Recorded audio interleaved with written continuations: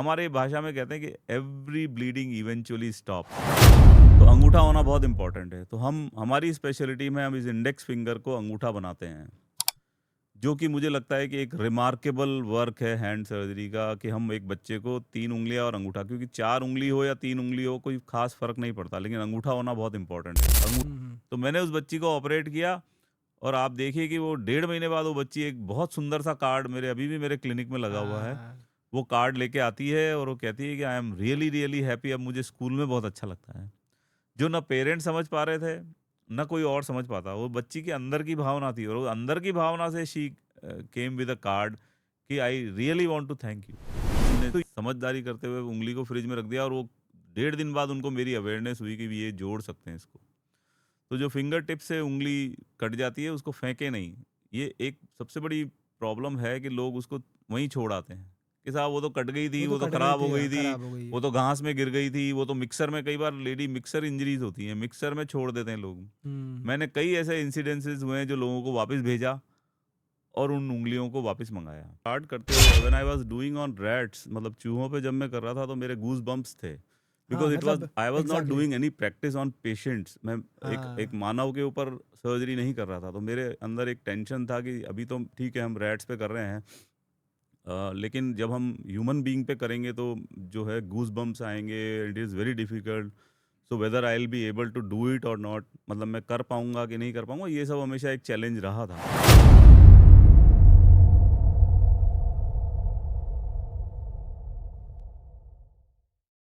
नमस्कार। आज हम बात करने वाले हैं एक ऐसी स्पेशलिटी के बारे में जिसकी इंडिया में अवेयरनेस मैं कहूँगा बिल्कुल ना के बराबर है। आज हमारे जो गेस्ट हैं उनका नाम है डॉक्टर गिरीश गुप्ता और आज हम जो बात करने वाले हैं वो बात करने वाले हैं हैंड, फुट और एंकल सर्जरी पे। इनका एक्सपीरियंस अगर मैं बात करूँ तो लगभग 2.5 दशक से ज़्यादा का उनका एक्सपीरियंस है। उनकी फील्ड की कहानी उन्हीं की ज़ुबानी आज हम जानेंगे। तो आइए शुरुआत करते हैं डॉक्टर गिरीश गुप्ता के साथ। नमस्कार डॉक्टर साहब। Thank you so much Deepak जी।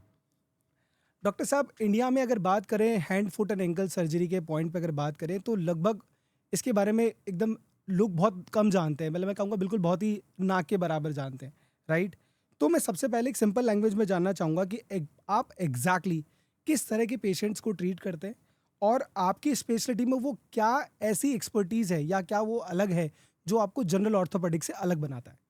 जी, तो बेसिकली ये एक सुपर स्पेशलिटी है जो ऑर्थोपेडिक्स और प्लास्टिक को मिक्स होके बनती है।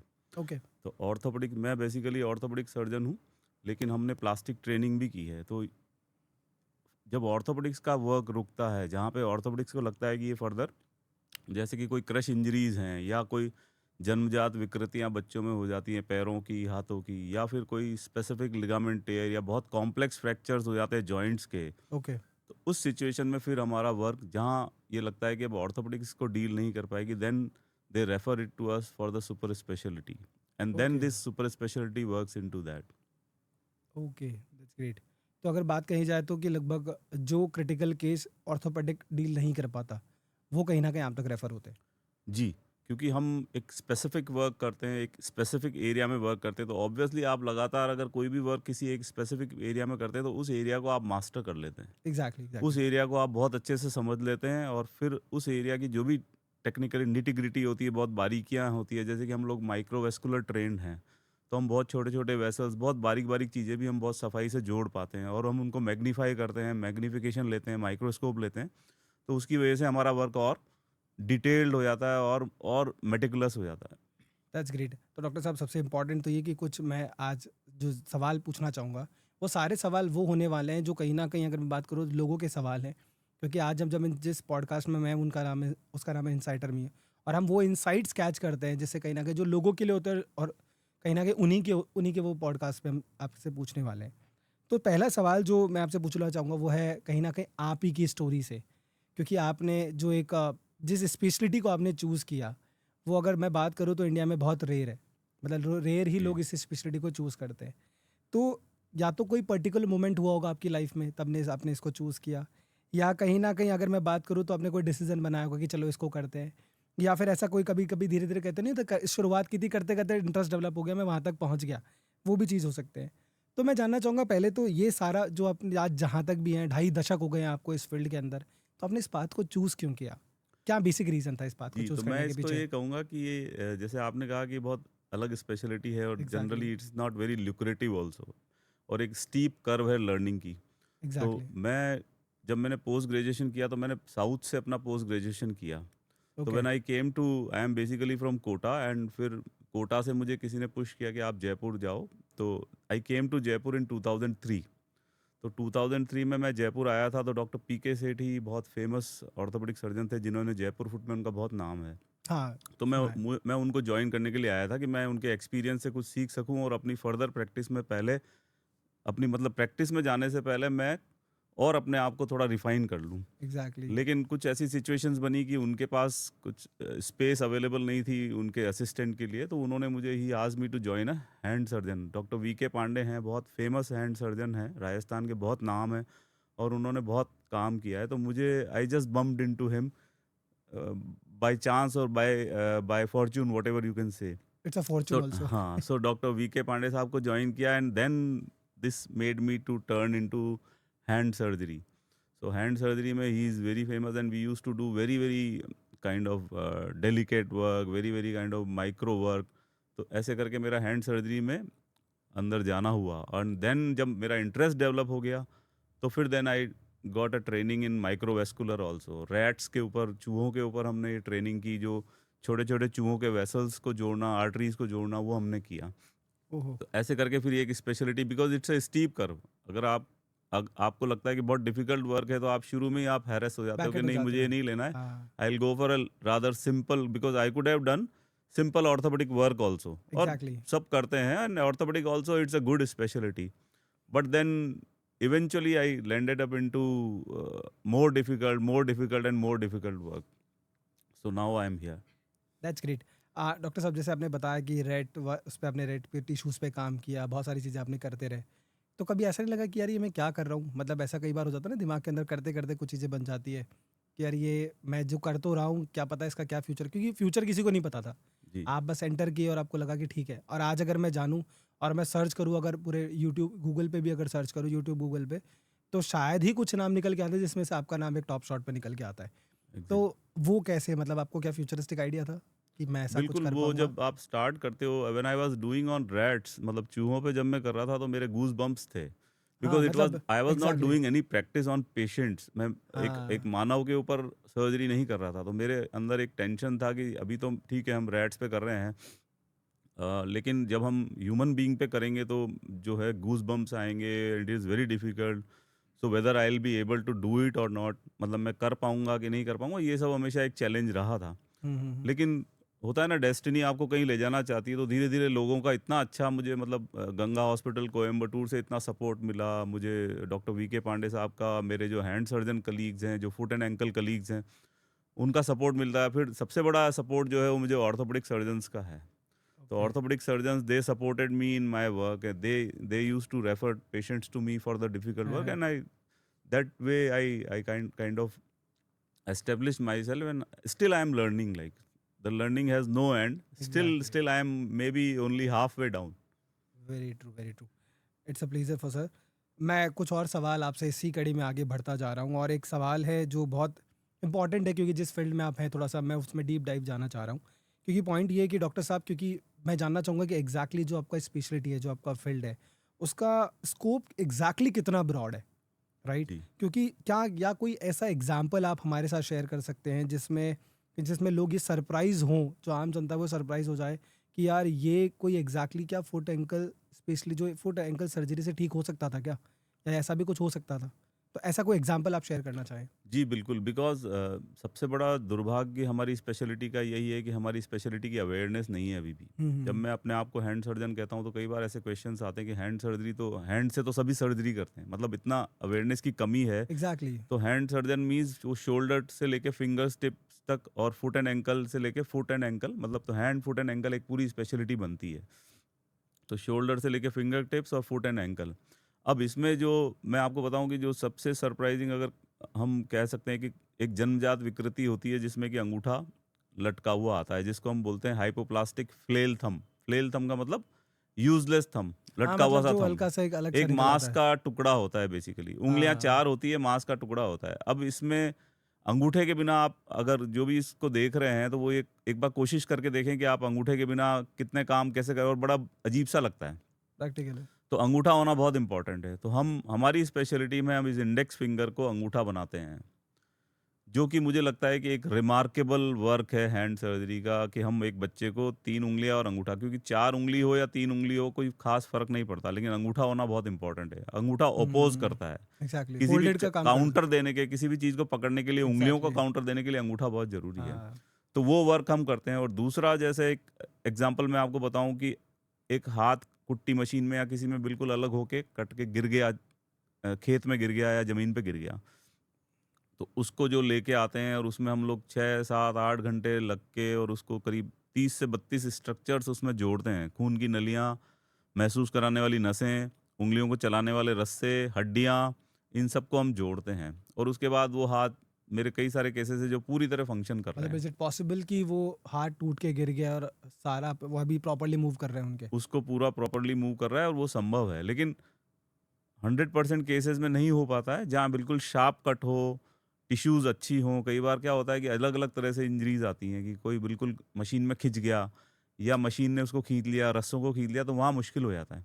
ओके, लेकिन अगर जैसे पेपर कटिंग मशीन है या कोई sharp cutting would cutter machine है, शार्प कटे कुट्टी मशीन है, इनमें जब शार्प कटता है तो वहाँ पूरी-पूरी संभावना है। ख़ासकर बच्चों में बहुत संभावनाएँ रहती है इसमें। ओके।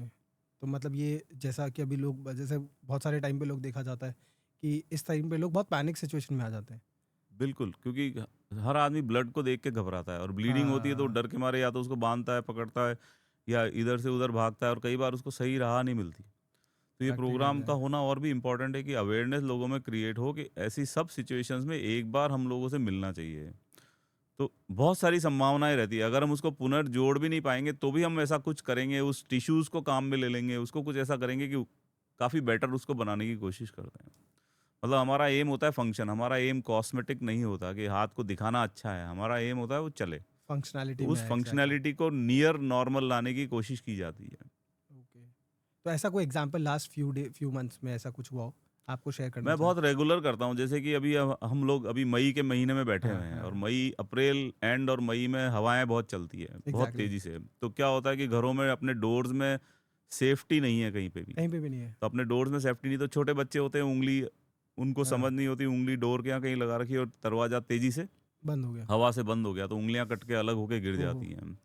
तो हम उन उँगलियों को जोड़ना, उनको वापस से उसमें रक्त संचार करना या वापस से उनमें जीवन देना, वो हमारा काम है। या किसी भी तरीके से मेकशिफ्ट अरेंजमेंट करके दूसरी उँगली से स्किन लेके कैसे भी करके हम उसको वापस नियर नॉर्मल लाने की कोशिश करते हैं। और बच्चों में प्रकृति और भगवान बहुत मेहरबान है।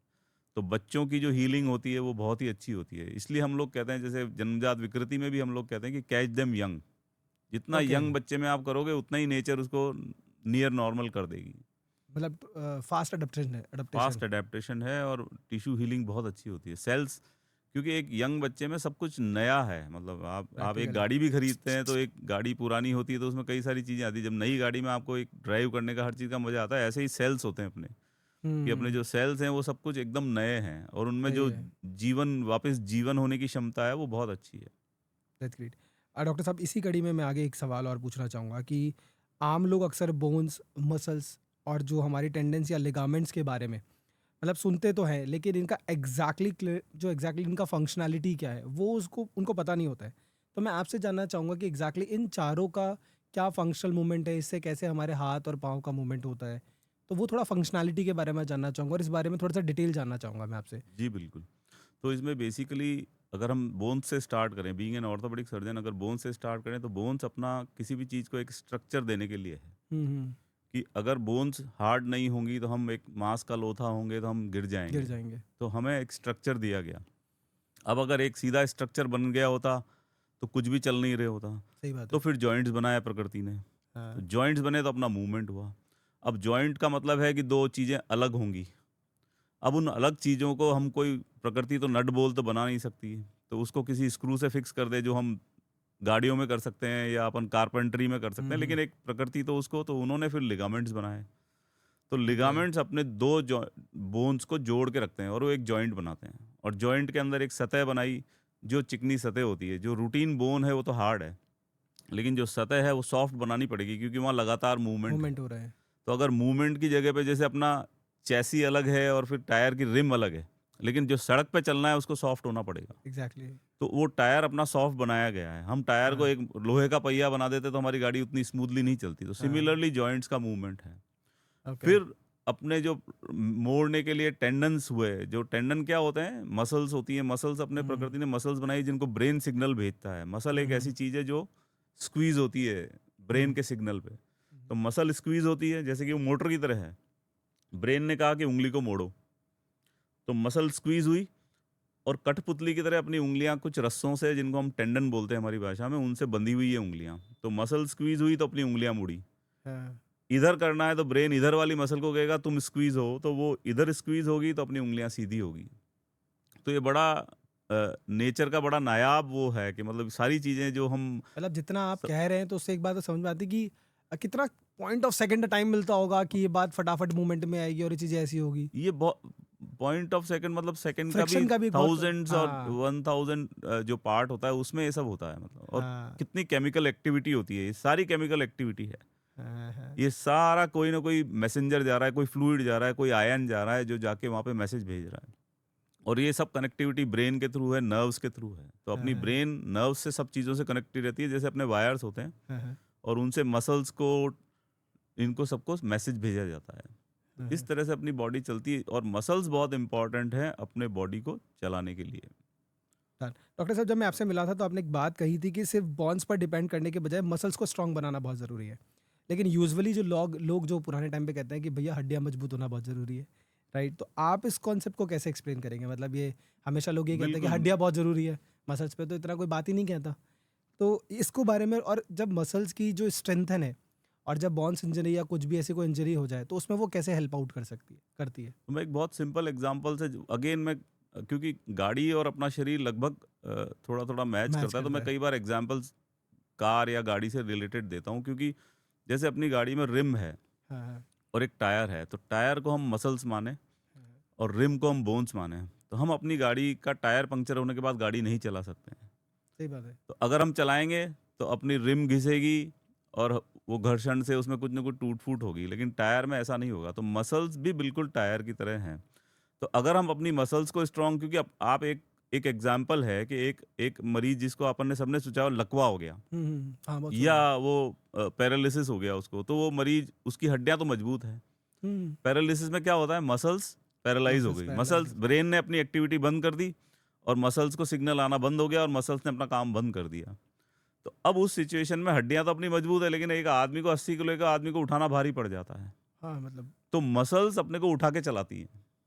अगर अपनी मसल्स स्ट्रांग हैं और आप देखेंगे जिम में जाते हैं लोग तो अपनी मसल्स को स्ट्रांग करते हैं, बोन्स को स्ट्रांग नहीं करते हाँ, हैं। मतलब ये तो कोई बात ही नहीं तो है। जितना हम मसल को स्ट्रांग करते हैं हमारी कैपेसिटी हम जिम में ब्रिक बढ़ाते जाते हैं या हमारा जैसे हम एक थैला आज 2 किलो का उठा रहे हैं अगर हम और मजबूत होंगे तो 5 किलो का उठा लेंगे, 10 किलो का उठा लेंगे। मजदूर अपन ने देखे हैं कि जो कई बार 50-50 किलो की बोरियाँ बहुत ईज़िली क्योंकि उन्होंने ओवर अ पीरियड अपनी मसल्स को डेवलप किया है। तो दैट इज़ हाँ, वेरी इंपॉर्टेंट। तो muscles are very, very important.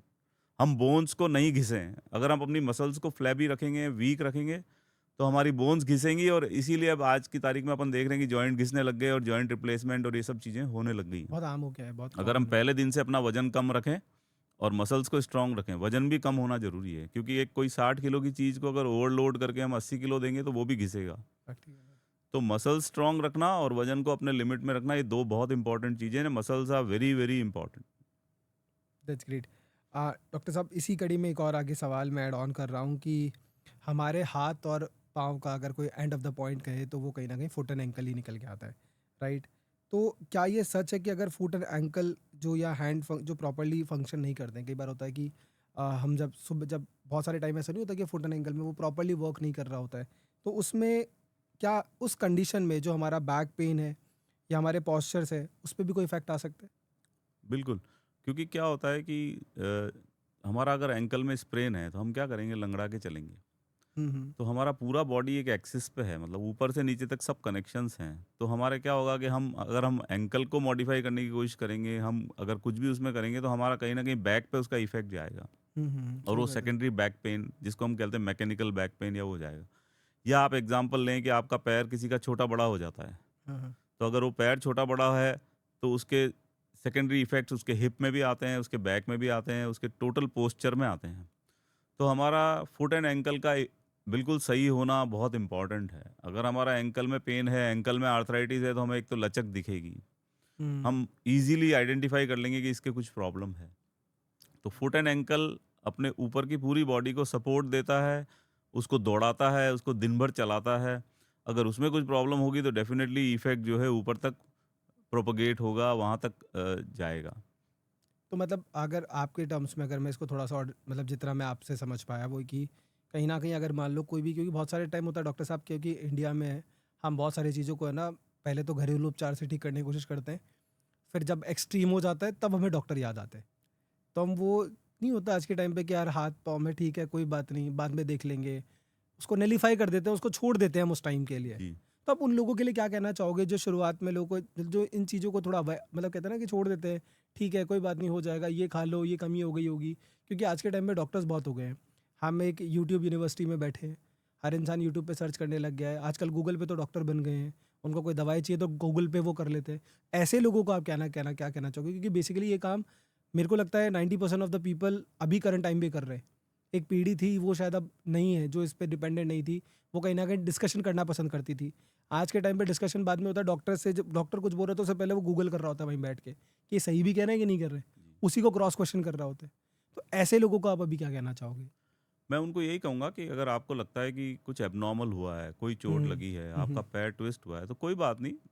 मैं दादी के नुस्ख़ों के खिलाफ भी नहीं हूँ, क्योंकि हुँ, हम सब एलोपैथी है, आयुर्वेदिक है, होम्योपैथी, हम सबको मिक्स एक एक सबका आपस में मिल के काम होना चाहिए। तो we hmm. Are not against anything.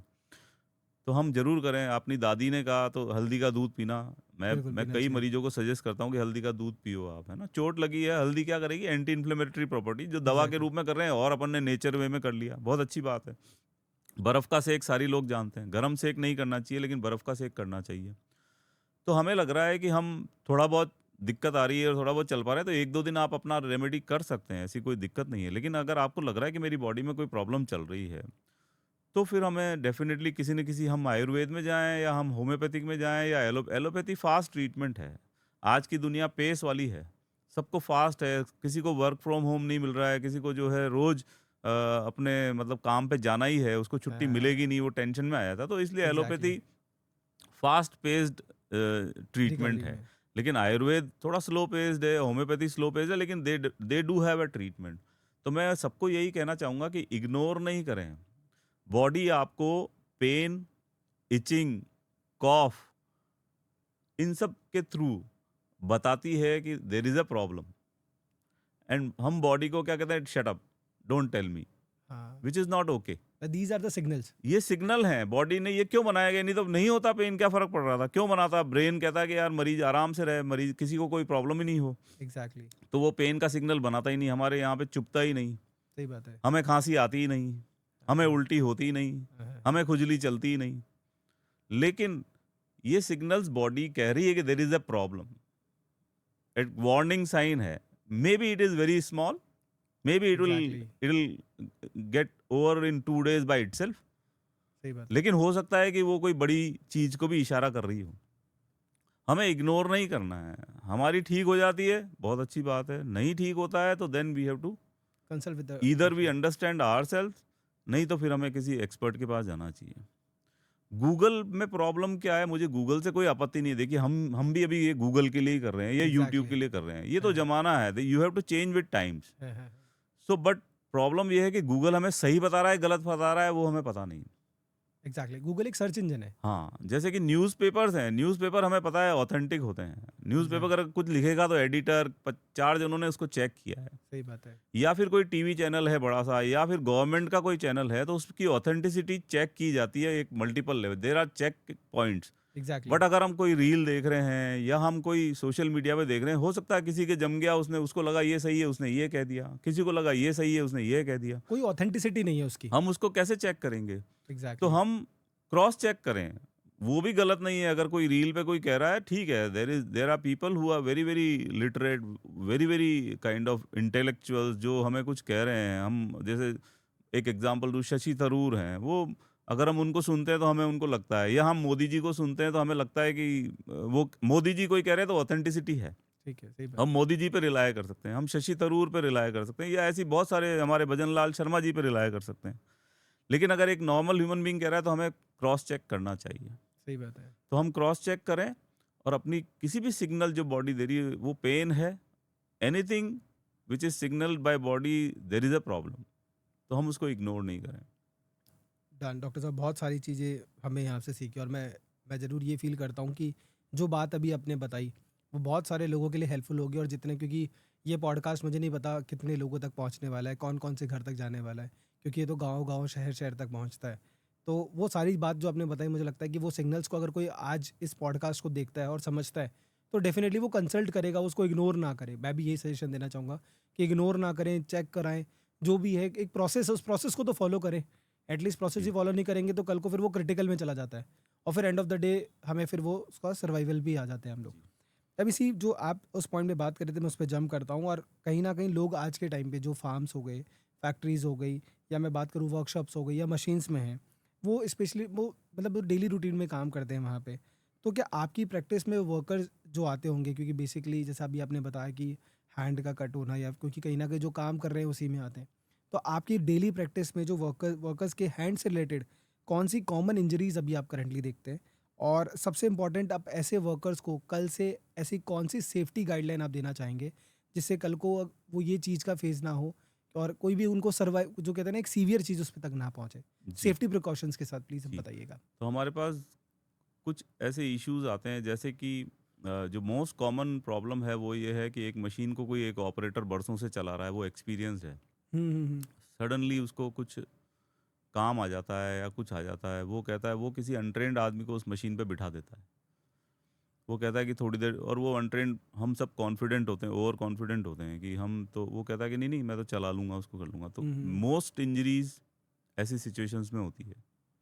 Okay. दूसरा सबसे बड़ा प्रॉब्लम है मोबाइल फ़ोन, सेल फ़ोन। हमारा हाँ, बहुत डिस्ट्रैक्शन, अभी एक मैंने कोई स्टडी पढ़ी थी, तो हम हर 22 सेकंड में अपना फ़ोन उठा लेते हैं। हाँ, सही बात तो है। हम वापस देखते हैं, तो अब ये डिस्ट्रैक्शन बहुत ज़्यादा हो गया।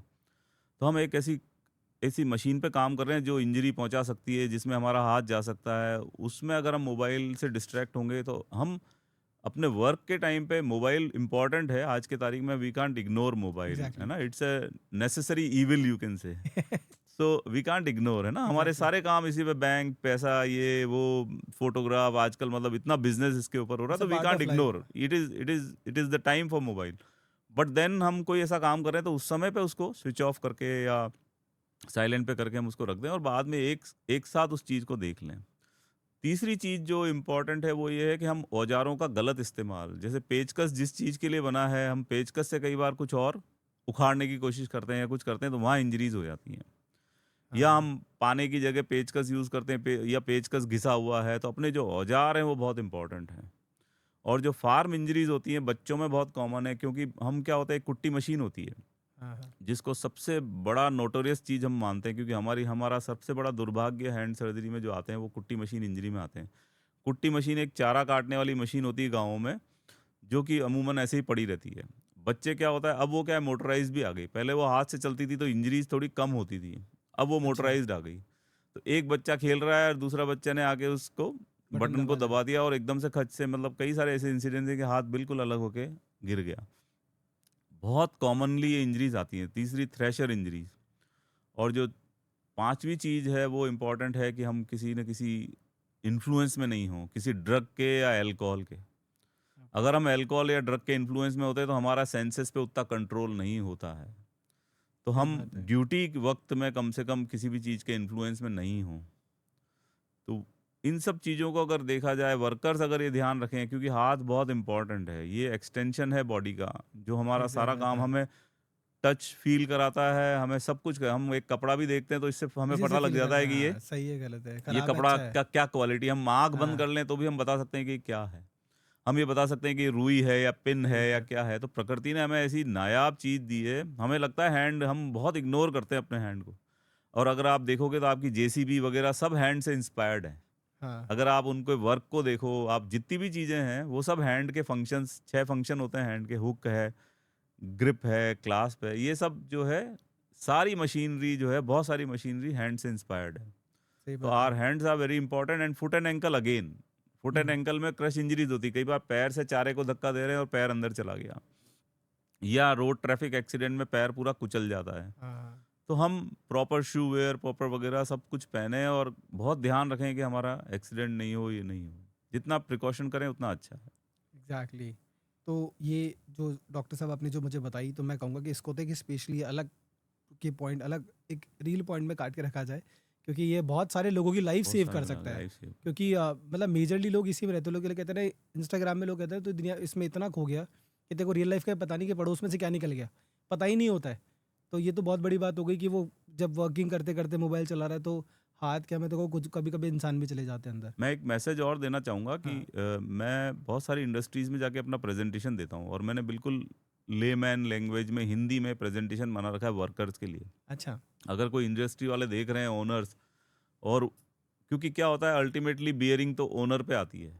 हाँ, मतलब वो अगर तो एम्प्लॉय को इंजरी होगी तो owner has to support him, because वो तो गरीब होते हैं ज़्यादातर लोग। सही बात है। तो ओनर के ऊपर एक बर्डन आ जाता है। एक तो उसका स्किल्ड वर्कर चला चला गया, गया। दूसरा उसके जो फाइनेंशियल बर्डन है, दूसरा उसका टाइम, क्योंकि उसको वर्कर के साथ जाना आना, तो सबसे बड़ा प्रॉब्लम ओनर के साथ आता है और एग्री हमारी है। हमेशा सिंपैथी ओनर के साथ रहती है। तो मैं ओनर को कहूँगा कि वो हम ऐसे लेक्चर्स दे सकते हैं, हम एजुकेट कर सकते हैं, हम सही जितना बात है। चाहें एजुकेट कर सकते हैं। और हमारे पास बहुत सिंपल स्लाइड्स हैं, ये सारी जो मैंने औजारों की बात की या इन सब की बात की, ये सारी स्लाइड्स हैं जिनसे हम उनको छोटी-छोटी सिंपल वे में, क्योंकि वो कम लिटरेट लोग हैं, या हो सकता है लिटरेट भी हों, लेकिन ज़्यादातर जो पॉपुलेशन है जो वर्कर्स की है वो कम पढ़े लिखे होते हैं, या एग्ज़ैक्टली। उनको सिर्फ सिंबॉलिक फ़ोटो से समझ में आता है। हाँ, पढ़े हाँ। लिखे वो पढ़ नहीं सकते। तो उस सिचुएशन में हम उनको सिंबॉलिक रूप में बता सकते हैं कि भाई ये नहीं करना, ये करना है, ये नहीं करना, ये करना है। Exactly. What is right, what is wrong. तो मतलब द इम्पॉर्टेंट पॉइंट इज़ कि यहाँ पे मैं एक और स्पेशल मैसेज देना चाहूँगा आप ही के थ्रू, कि if you our industry owner और आप कोई भी एक इंडस्ट्री ओन करते हैं, तो डेफिनेटली आप कुछ डॉक्टर्स की गाइडलाइंस में ये सेमिनार ऑर्गेनाइज कराइए, जिससे कहीं ना कहीं बहुत सारे लोगों की लाइफ बच सकती है। इनफैक्ट ऑफ लाइफ नहीं, लाइफ के साथ साथ आपका बहुत समय बचेगा, आपका वैल्यू एडिशन भी होगा, आपका मनी सेव भी हो सकता है, और कहीं ना कहीं वहाँ से बहुत सारे लोगों की लाइफ में टर्न आउट, क्योंकि वो भी कहीं ना कहीं किसी को इंस्पायर करेगा ही। जी। वो हो सकता है एक इंसान 4 लोगों की ज़िंदगी बनाए। तो वो बहुत इंपॉर्टेंट है, और ये रिक्वेस्ट है एक फैक्ट्री ओनर्स और जो भी इंडस्ट्री ओनर्स हैं, कि ये सेमिनार्स आप रेगुलर बेसिस पे ऑर्गेनाइज़ करते रहिए। बेसिकली क्वार्टरली बेसिस पे होता रहे, तो कहीं न कहीं, क्योंकि बार-बार स्ट्राइक होगा तो कहीं न कहीं वो बचता रहेगा। 100। एग्ज़ैक्टली। तो इसी में पॉइंट में मैं आगे पूछना चाहूँगा डॉक्टर साहब, कि आजकल जिम कल्चर बहुत ज़्यादा चल रहा है। मतलब अभी तो देखा जा रहा है हर चौथी, 5वीं बिल्डिंग पे जिम खुलने जा रहे हैं। तो कहीं न कहीं इंडिया में जिम कल्चर इतना तेज़ी से ग्रो कर रहा है, उसी के साथ-साथ इंजरी उतनी तेज़ी से भी ग्रो कर रही है। राइट? जो लोग अभी रिसेंटली टाइम पे मतलब कहते हैं ना जिम जॉइन ही कर रहे हैं, तो मैं चाहूँगा कि पहले तो आप उनके लिए कोई क्लियर एडवाइस आप शेयर करें, क्योंकि अभी जितनी तेज़ी से आप जिम जा रहे हैं उतनी तेज़ी से इंजरीज हो जा रही है। कभी कभी उसको हैंड एंकल इंजरी भी हो जा रही है, कभी फुट इंजरी हो गई, कभी डंबल गिर गया, ऐसी इंजरीज भी बहुत सारी निकल के आ रही है। तो आप कुछ ऐसी अपनी एक्सपर्टीज से उनको बताएं कि एग्जैक्टली उनको क्या गाइडलाइन फॉलो करना चाहिए, और क्या कॉमन मिस्टेक्स है जो वो ना करें, जिससे कहीं ना कहीं उनको लाइफ में, मतलब लाइफ एक स्मूथली चलती रहे। बिल्कुल, जिम बहुत इम्पोर्टेंट है और हर एक जने के जीवन में एक समय आता है जब वो जिम जाना चाहता है। एक यंग एज में एक क्रेज़ होता है, या फिर कोई बॉडी बिल्डिंग कॉम्पिटिशन में जाना चाहता है। सबको अपना-अपना अच्छा दिखने का देखिए सबको अधिकार सबको है। अधिकार है। तो जिम जाना बिल्कुल अच्छी बात है। लेकिन जिम जब हम चूज़ करें तो बहुत इम्पोर्टेंट है कि हमारे जो जो ट्रेनर्स हैं वो बहुत स्किल्ड हो। उस चीज़ को समझते हों। ये हम कैसे तय कर सकते हैं, इसका कोई बेंचमार्क क्राइटेरिया नहीं है, बट हम पीयर रिव्यू जिसको कहते हैं कि हम अपने, कोई गया उसने कहा नहीं वो बहुत अच्छा है, तो जिम ट्रेनर्स होते हैं वो भी समय के साथ सीखते हैं, तो हमारा जिम एग्जैक्टली। ट्रेनर अच्छा हो। दूसरा, हम ओवरडू नहीं करें। जब हम पहले दिन जिम जाएंगे तो हमारी मसल्स एक लिमिटेड वेट लेने के लिए तैयार है। कई बार ऐसा होता है कि हम बहुत एंथुसियास्टिक होते हैं जब पहला दिन, दूसरा दिन, चौथा दिन होता है जिम में, कि हम सोचते हैं कि हम 50 पुशअप कर लें, या आज ही हम खूब सारी बेंच प्रेस कर लें, या बहुत सारा वो कर लें, वो that is not okay. Hmm. Muscle क्या है, अगर आप मसल के स्ट्रक्चर को देखो तो बिल्कुल मतलब एक बहुत पतले जो है ना, अपना जो क्या कह सकते हैं उसको कि बहुत महीन चीज़ों से बना हुआ है, जो इलास्टिक है, मतलब इलास्टिक्स हैं, एग्जैक्टली। और वो अगर उनको ज़्यादा ज़ोर से खींचो तो वो फट जाते हैं। हाँ, हाँ, तो हाँ। मसल्स क्योंकि उसको स्क्वीज होना है, तो प्रकृति ने उसको इस तरह की रचना दी है कि वो जो है बहुत सॉफ्ट है। तो मसल की एक लिमिट है, मसल क्या अपने आप को बढ़ाती है, प्रोटीन, आपको प्रोटीन खाना है और उसको धीरे धीरे उसका वेट बढ़ाना है, उसको ग्रेजुअली उसको ट्रेन करना है। हुँ, अगर हम 30 किलो के लिए, कोई मसल है 30 किलो का वजन उठाने के लिए, और हम उसको 50 किलो का दे देंगे तो वो फटेगी। हुँ, तो ऐसी इंजरीज बहुत कॉमन है, जिम की इंजरीज, जहाँ पे हम देखते हैं खासकर शोल्डर में जो है रस्से टूट जाते हैं, या कमर में कोई हाँ, सडनली कोई चनक जिसको अपन कहते हैं, या कोई फाइबर फट गया, या कोई लिगामेंट टेयर हो गया। बैक जैसे पेन उठ जाता है फटाफट जैसे से। रनिंग लोग स्टार्ट कर देते हैं, रनिंग वो रूटीन में 2 किलोमीटर 3 किलोमीटर दौड़ते हैं और एक दिन वो मैराथन करने चले जाते हैं, हाँ, विच इज़ नॉट ओके। तो मैं सबको यही कहूँगा कि क्रॉस ट्रेनिंग, अगर आप रनिंग भी करते हैं तो आपको ट्रेनिंग, क्रॉस ट्रेनिंग, 2 दिन आप जिम करें, 2 दिन अपने घुटने की मसल्स, ये बहुत इंपॉर्टेंट है। तो सारी मसल्स को धीरे धीरे ग्रेजुअल वे में ले जाएं, एक प्रोग्राम होना चाहिए, हर मसल को रेस्ट दें। हुँ, आज 2 दिन आपने बाइसेप्स किया, ये किया, तो अगले दिन आप लोअर लिम्ब करेंगे, और जिम, सभी जिम में ऐसे ही ऐसा ही होता होता है, है, ऐसे ही एग्ज़ैक्टली। होता है। तो बहुत इंपॉर्टेंट है कि आप ओवरडू नहीं करें, आप एंथुसियास्टिक उसमें नहीं आए कि एक ही दिन में आप जुम्बा भी कर लें और एक ही दिन में आप सारी वेट भी उठा लें, दैट इज नॉट पॉसिबल। हाँ, जिम जाना बहुत अच्छी बात है, क्योंकि अगर मसल्स को अपने को बहुत स्ट्रांग दिखाना है तो वो जिम में ही पॉसिबल है। अच्छा, वॉक से या और किसी चीज से वो पॉसिबल नहीं है। ओके, आपको फिट रहना है तो योगा भी बहुत इंपॉर्टेंट है, आप योग कर हाँ, सकते हैं, सूर्य नमस्कार कर सकते हैं, सूर्य नमस्कार एक बहुत ही अच्छी चीज है। हुँ, हुँ, लेकिन अगर किसी को अपनी मसल्स बल्क में दिखानी है या उसको कंपटीशन में जाना है, तो डेफिनेटली जिम बहुत अच्छा है उसके लिए, बट जिम में ओवरडू नहीं करें। क्योंकि बिगिनर्स हमेशा शुरुआत में जाता है, उसको क्या लगता है कि मैं महीने भर में मेरे पास थोड़ी-सी बॉडी हो जाए, क्योंकि आज के टाइम पे लोग दिखावे की दुनिया में रहते हैं, क्योंकि वो जाम जिम भी जा रहा है तो उसके पीछे भी कुछ दिखाना चाहता होगा। तो 15 दिन में उसको थोड़ा-सा फिट होना है, फिर कहीं न कहीं उसको लगता है कि यार ये नहीं करूँगा तो ये हो जाएगा। तो लग डॉक एग्जैक्टली। ट्रेनर बोल रहा है आधा घंटा ही करना है, तो बोले नहीं मेरे पास आधा घंटा और है ना, मैं और कर लेता हूँ। तो उस और करने के चक्कर में बहुत हो जाता है। और इस डॉक्टर साहब अभी जैसे इस टाइम में देखा जा रहा है कि बहुत सारे लोगों को कहीं न कहीं हार्ट इश्यूज़ भी आते हैं, जिम के टाइम पे ही। तो मतलब हालाँकि ये बात है कि आपकी स्पेशलिटी पे पार्ट नहीं है, लेकिन कहीं न कहीं आप रेगुलर बेसिस पे इसको देखते ही हैं। इन चीज़ों को भी आप देखते हैं। तो इसमें क्या मेजरली इश्यूज़ आते हैं? जैसे हार्ट का फेलियर भी बहुत जल्दी आ जाता है। वो किसी के बस में नहीं है, बट हम अपने रूटीन चेकअप्स जरूर कराएं, हाँ, क्योंकि ये कहीं ना कहीं अंदर जब प्रॉब्लम चल रही होती है तो, क्योंकि यंग लोगों को भी कुछ भी हो सकता है, किसी को कुछ नहीं हो सकता, और हम ये नहीं कह सकते कि हाँ आप सिर्फ हार्ट की हो जाएगी तो आप जिम मत करो या ट्रेडमिल मत करो। हुँ, but be aware about your body, उसके हुँ, अंदर क्या चल रहा है। तो पहले हम लोग कहते थे 50-60 की उम्र में अपना रूटीन चेकअप, आज मैं कहूँगा कि अब जो चल रहा है सिचुएशन, खासकर पर्टिकुलरली कोविड के बाद, तो हम अपने 30s के बाद अपना रेगुलर चेकअप कराएं। हम अवेयर रहें अपनी बॉडी के बारे में, और हमें कोई, जैसे मैंने कहा ना कि बॉडी सिग्नल करती है, तो आपके हार्ट में अगर कोई प्रॉब्लम होगी तो पहली चीज़ क्या होगी, मान लो आज आपने 3 मंजिल सीढ़ी चढ़ी, हुँ, तो हुँ। आपको लगता है पहले तो मैं बहुत आराम से चढ़ लेता था, लेकिन अब मुझे पता नहीं क्यों अजीब हाँफने लगा। लग गया। तो ये छोटे-छोटे सिग्नल्स हैं, आप रनिंग कर रहे थे रेगुलर, लेकिन अब आपको रनिंग में एफर्ट डालना पड़ रहा है, तो कहीं न कहीं आपका हार्ट हाँफ रहा है। हुँ, हुँ। तो आपको वो करना चाहिए कि बेसिकली अवेयर रहो अपनी बॉडी के प्रति। बट ये हम नहीं कह सकते कि आप, जैसे अब सड़क पे निकलना है, अब सड़क पे निकलेंगे तो एक्सीडेंट होंगे ही, लेकिन हम ये नहीं एग्ज़ैक्टली, कह सकते कि आप सड़क पे ही मत निकलो। सही बात है। बट हम सड़क पे क्या करते हैं, दाएँ-बाएँ देखते हैं, इधर-उधर देखते हैं, सिग्नल पे रुकते हैं, हम अपने मिरर्स में देखते हैं, रियर व्यू मिरर देखते हैं, सब कुछ देख के, अब इतनी सारी चीज़ों को देख के फिर हम अपने सड़क पे चलते हैं। सेम सिचुएशन बॉडी के साथ है कि आप सब कुछ करिए, you are a normal human being, तो आपको you you have a right to do everything, but then you have to be aware and you have to be cautious. जैसे जिम में भी मशीन्स वगैरह हुँ, सही हालत में हो, उनकी ग्रीसिंग प्रॉपर हो, कोई चीज़ ब्रिक गिर नहीं जाए, कहीं से कोई तार ढीला नहीं हो, टूट नहीं जाए। बहुत पुरानी मशीन है, उसके तार धीरे-धीरे टूटने लग जाते हैं, वो गिर जाएगी एग्ज़ैक्टली। आपके। तो ये सब चीज़ें आप एंश्योर करें कि आप जिस जिम में जा रहे हैं, जहाँ भी जा रहे हैं, वहाँ थोड़ा-सा हम सब में एक विवेक है, हम सब में एक समझ है, तो हम ऐसा गलत-सही का अंदाज़ा हम सब समझ सब पाते हैं। समझ हमारी पाते ब्रेन हैं। में ये है कि गलत क्या है, सही क्या है, पर हम कई बार गलत को होते हुए भी हम इग्नोर कर देते हैं कि ठीक है, ठीक देखा है, हाँ, जाएगा, देखा जाएगा। Which is not okay. हाँ। आपने जैसे अभी एक बात कही कि हमें 30s में हमारा कहीं न कहीं जो क्या नाम है बॉडी हेल्थ चेकअप कराते रहना चाहिए। तो थोड़ा-सा आप बताएँगे कि बॉडी हेल्थ चेकअप कितने टाइम में कराते रहना चाहिए? जैसे मान लो आफ्टर द 30s क्या एक टाइम पीरियड होना चाहिए या एवरी ईयर पे ऐसा होना जनरली चाहिए? तो अच्छा। ईयरली है, लेकिन क्या होता है कि इसमें बहुत सारे फैक्टर्स इन्वॉल्व हैं। हुँ, आपको हुँ, कोई कोमॉर्बिडिटीज़ हैं, जैसे हुँ, किसी को बचपन में डायबिटीज़ हो जाता है, तो उसके लिए हुँ, चेकअप जल्दी-जल्दी कराना इम्पोर्टेंट है। किसी को ओके। थायरॉइड हो गया, हुँ, हुँ, या फिर आपकी फैमिली हिस्ट्री है, ओके। आपके फादर को हार्ट अटैक हुआ था, आपके दादाजी को हार्ट अटैक हुआ था, हुँ, हुँ, हुँ, या आपके किसी को लिवर डिजीज हुई थी या किसी को कुछ हुआ था, तो इस तरह से कई सारे फैक्टर्स के साथ ये डिसाइड होता है। हर एक इंडिविजुअल में कुछ ना कुछ डिफरेंट होता है। हुँ, पर otherwise for a normal individual जिसकी फैमिली में कोई बहुत इश्यूज नहीं है या बहुत सारा उसके कोई कोमोर्बिड कुछ भी कोमोर्बिडिटीज नहीं है, तो मुझे लगता है कि ईयरली तो आजकल आजकल कंपनीज, मतलब कंपनी ने क्यों प्रोटोकॉल बनाया, बड़ी बड़ी कंपनीज ने क्यों बनाया, क्योंकि वो एग्ज़ैक्टली, वो बहुत साइंटिफिक है कि उन्होंने ईयरली चेकअप का बनाया। आज हमारा हॉस्पिटल भी ईयरली चेकअप करता है, ओके, तो वो कहीं ना कहीं वो साइंटिफिक है, तो ईयरली तो एटलीस्ट होना ही चाहिए। ओके, दैट्स ग्रेट डॉक्टर साहब। तो डॉक्टर साहब एक और इसी कड़ी में जैसे आप हैंड एंड फुट की बात कर रहे हैं तो बात करते हैं हमारे फुटवियर्स पे। तो क्योंकि ये सवाल किसी का है कि फुटवियर को लोग आजकल ना फैशन और कंफर्ट की तरफ देखते हैं।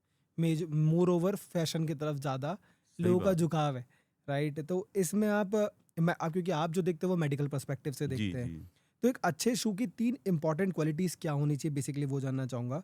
और ऐसा फुटवियर टाइप है जो आपके हिसाब से लॉन्ग टर्म अगर देखा जाए तो लॉन्ग टर्म के लिए वो कहीं न कहीं हार्मफुल हो सकता है हमारे लिए, जी। ऐसा तो कुछ? फुटवियर में जब अपन फुटवियर खरीदते हैं तो हम सब कुछ चीज़ें तो हम जानते हैं कि हमारा जैसे अंगूठा टच नहीं होना चाहिए। हुँ, अगर हुँ, अंगूठा आगे टच हो रहा है तो इसका मतलब वो फुटवियर हमारे लिए टाइट है या सही नहीं है। हमारा हुँ, फुट ईज़िली चला जाए। टो बॉक्स बोलते हैं जिसको, अपने जो आगे का हिस्सा होता है इसको टो बॉक्स बोलते हैं, जहाँ अपने टोज़ रहते हैं। वो टो बॉक्स आपका हर एक का अलग-अलग है, किसी का मोटा है क्योंकि आपने 9 नंबर साइज़ डिसाइड कर लिया, लेकिन आपका टो बॉक्स हो सकता है 9 नंबर जैसा नहीं हो। नहीं हो। तो जनरली जो फुटवियर बेचने वाले हैं वो क्या करते हैं, आपकी लेंथ को नाप लेते हैं और टो बॉक्स को नहीं नापते हैं। तो जब हुँ, आप टो बॉक्स आपका जाए वो अच्छा होना चाहिए। दूसरा, आपकी हील की कुशनिंग अच्छी होनी चाहिए। हुँ, हुँ, तो हील में एक सॉफ्ट कुशन होना चाहिए हर शू में। हुँ, हुँ, हुँ, वो फ़ोम नहीं हो, उसकी बजाय कुछ रबरी हो तो ज़्यादा अच्छा रहता है। जैसे आजकल बड़े अच्छे ब्रांड्स के आते हैं, और दूसरा क्या है, राइट और लेफ्ट शू डिफरेंट होता है। तो ये एग्ज़ैक्टली। भी साइंस है। तो जो अच्छी कंपनियाँ होंगी, जो बहुत रिसर्च करके शूज़ बना रही हैं, वो ये साइंटिफिक इसको एस्पेक्ट को ध्यान में रखती हैं। लेकिन ब्रांड्स को ऐसा कंट्रोल नहीं है। आप आज सस्ते भी बहुत अच्छे लोग बनाते हैं, सेल में से ले लीजिए, किसी में लीजिए, लेकिन साइंटिफिक शू लेने की कोशिश कीजिए कि आपका शू, पहली चीज़ है कि आप अपन चल के क्यों देखते हैं उसमें? हाँ, हम उसको चल के देखते हैं इसीलिए चल के ज़रूर देखें, दोनों शू पहने, चल के देखें, और टो बॉक्स अच्छा होना चाहिए, आपका अंगूठा आगे टच नहीं हो, आपकी कुशनिंग अच्छी हो। और जो सोल है वो बहुत इंपॉर्टेंट है। सोल की ग्रिप अच्छी होनी चाहिए। अगर सोल स्लिपरी हुआ, जैसे कि हमारी चप्पल्स होती है, कई बार हमारे बाथरूम स्लीपर्स हैं, सबसे ज़्यादा इग्नोर्ड चीज़ है वो। मतलब उसको तो वो बरसों के साथ पानी के साथ घिस जाते हैं और हम उनको कभी चेंज नहीं करते। हाँ, क्योंकि उनको कहीं जाना नहीं है, कहीं दिखाना नहीं है। लेकिन वो गिरने का जो सबसे बड़ी प्रॉब्लम, जो बुजुर्ग लोग गिरते हैं वो उसी के कारण गिरते हैं। हुँ, तो शू वेयर बहुत इंपॉर्टेंट है। इससे आपकी जो है, अगर आपको वहाँ कोई चुभ रहा है, कुछ भी हो रहा है, आपका पैर दर्द कर रहा है, तो आपके पूरे जीवन पे इफ़ेक्ट डालता है। आप हुँ, अपने हुँ। काम से परेशान होते हो, आप चलने में परेशान होते हो, आप अपनी रनिंग नहीं कर पाते, बहुत सारी परेशानियाँ आती हैं। लेकिन डॉक्टर साहब उनका क्या करें जो फ़ैशन में पागल हैं? क्योंकि लोग तो फैशन करिए, बट देन फ़ैशन इट के इज़ चक्करों में टेम्परेरी। क्योंकि जैसे फ़ैशन के चक्कर में तो क्या होता है कि भई दिख रहा है ना, चुभ रहा है कोई बात नहीं, आधा घंटा ही तो पहनना है, 1 घंटा ही तो पहनना है। उस 1 घंटे के चक्कर में फिर वो जो प्रॉब्लम हो गई ना वो नहीं झेली जाती। वो सही है, अगर फैशन है बहुत ज़्यादा, जैसे मैं कहूँगा कोई मॉडलिंग कर रहा है या कोई बॉलीवुड स्टार है या हाँ। किसी को एक एक पर्टिकुलर इवेंट में जाके कहीं कुछ प्रेजेंटेशन देना है, दैट्स ओके। कई इंस्टीट्यूट्स में या कई ऑफिसेज में लिमिटेशंस होती हैं गर्ल्स के लिए, खासकर कि भाई आपको एक पर्टिकुलर शू वेयर ही पहनना है, जिसमें वो हुँ, बेलीज होती हैं और उनके टो बॉक्स टाइट होते हैं। तो अपने ओनर से बात करें, अपने एम्प्लॉयर से बात करें कि भाई ये it is not right, doctor is not advising me to wear this, so then we can change footwear for everybody. तो हम एग्ज़ैक्टली। छोटे छोटे चेंजेस करके कर सकते हैं। कई जगह रेस्ट्रिक्शंस आते हैं, लेकिन ठीक है, अगर आपका टेम्परेरी वर्क है, आपको बहुत ज़्यादा चलना नहीं है, तो इट्स ओके।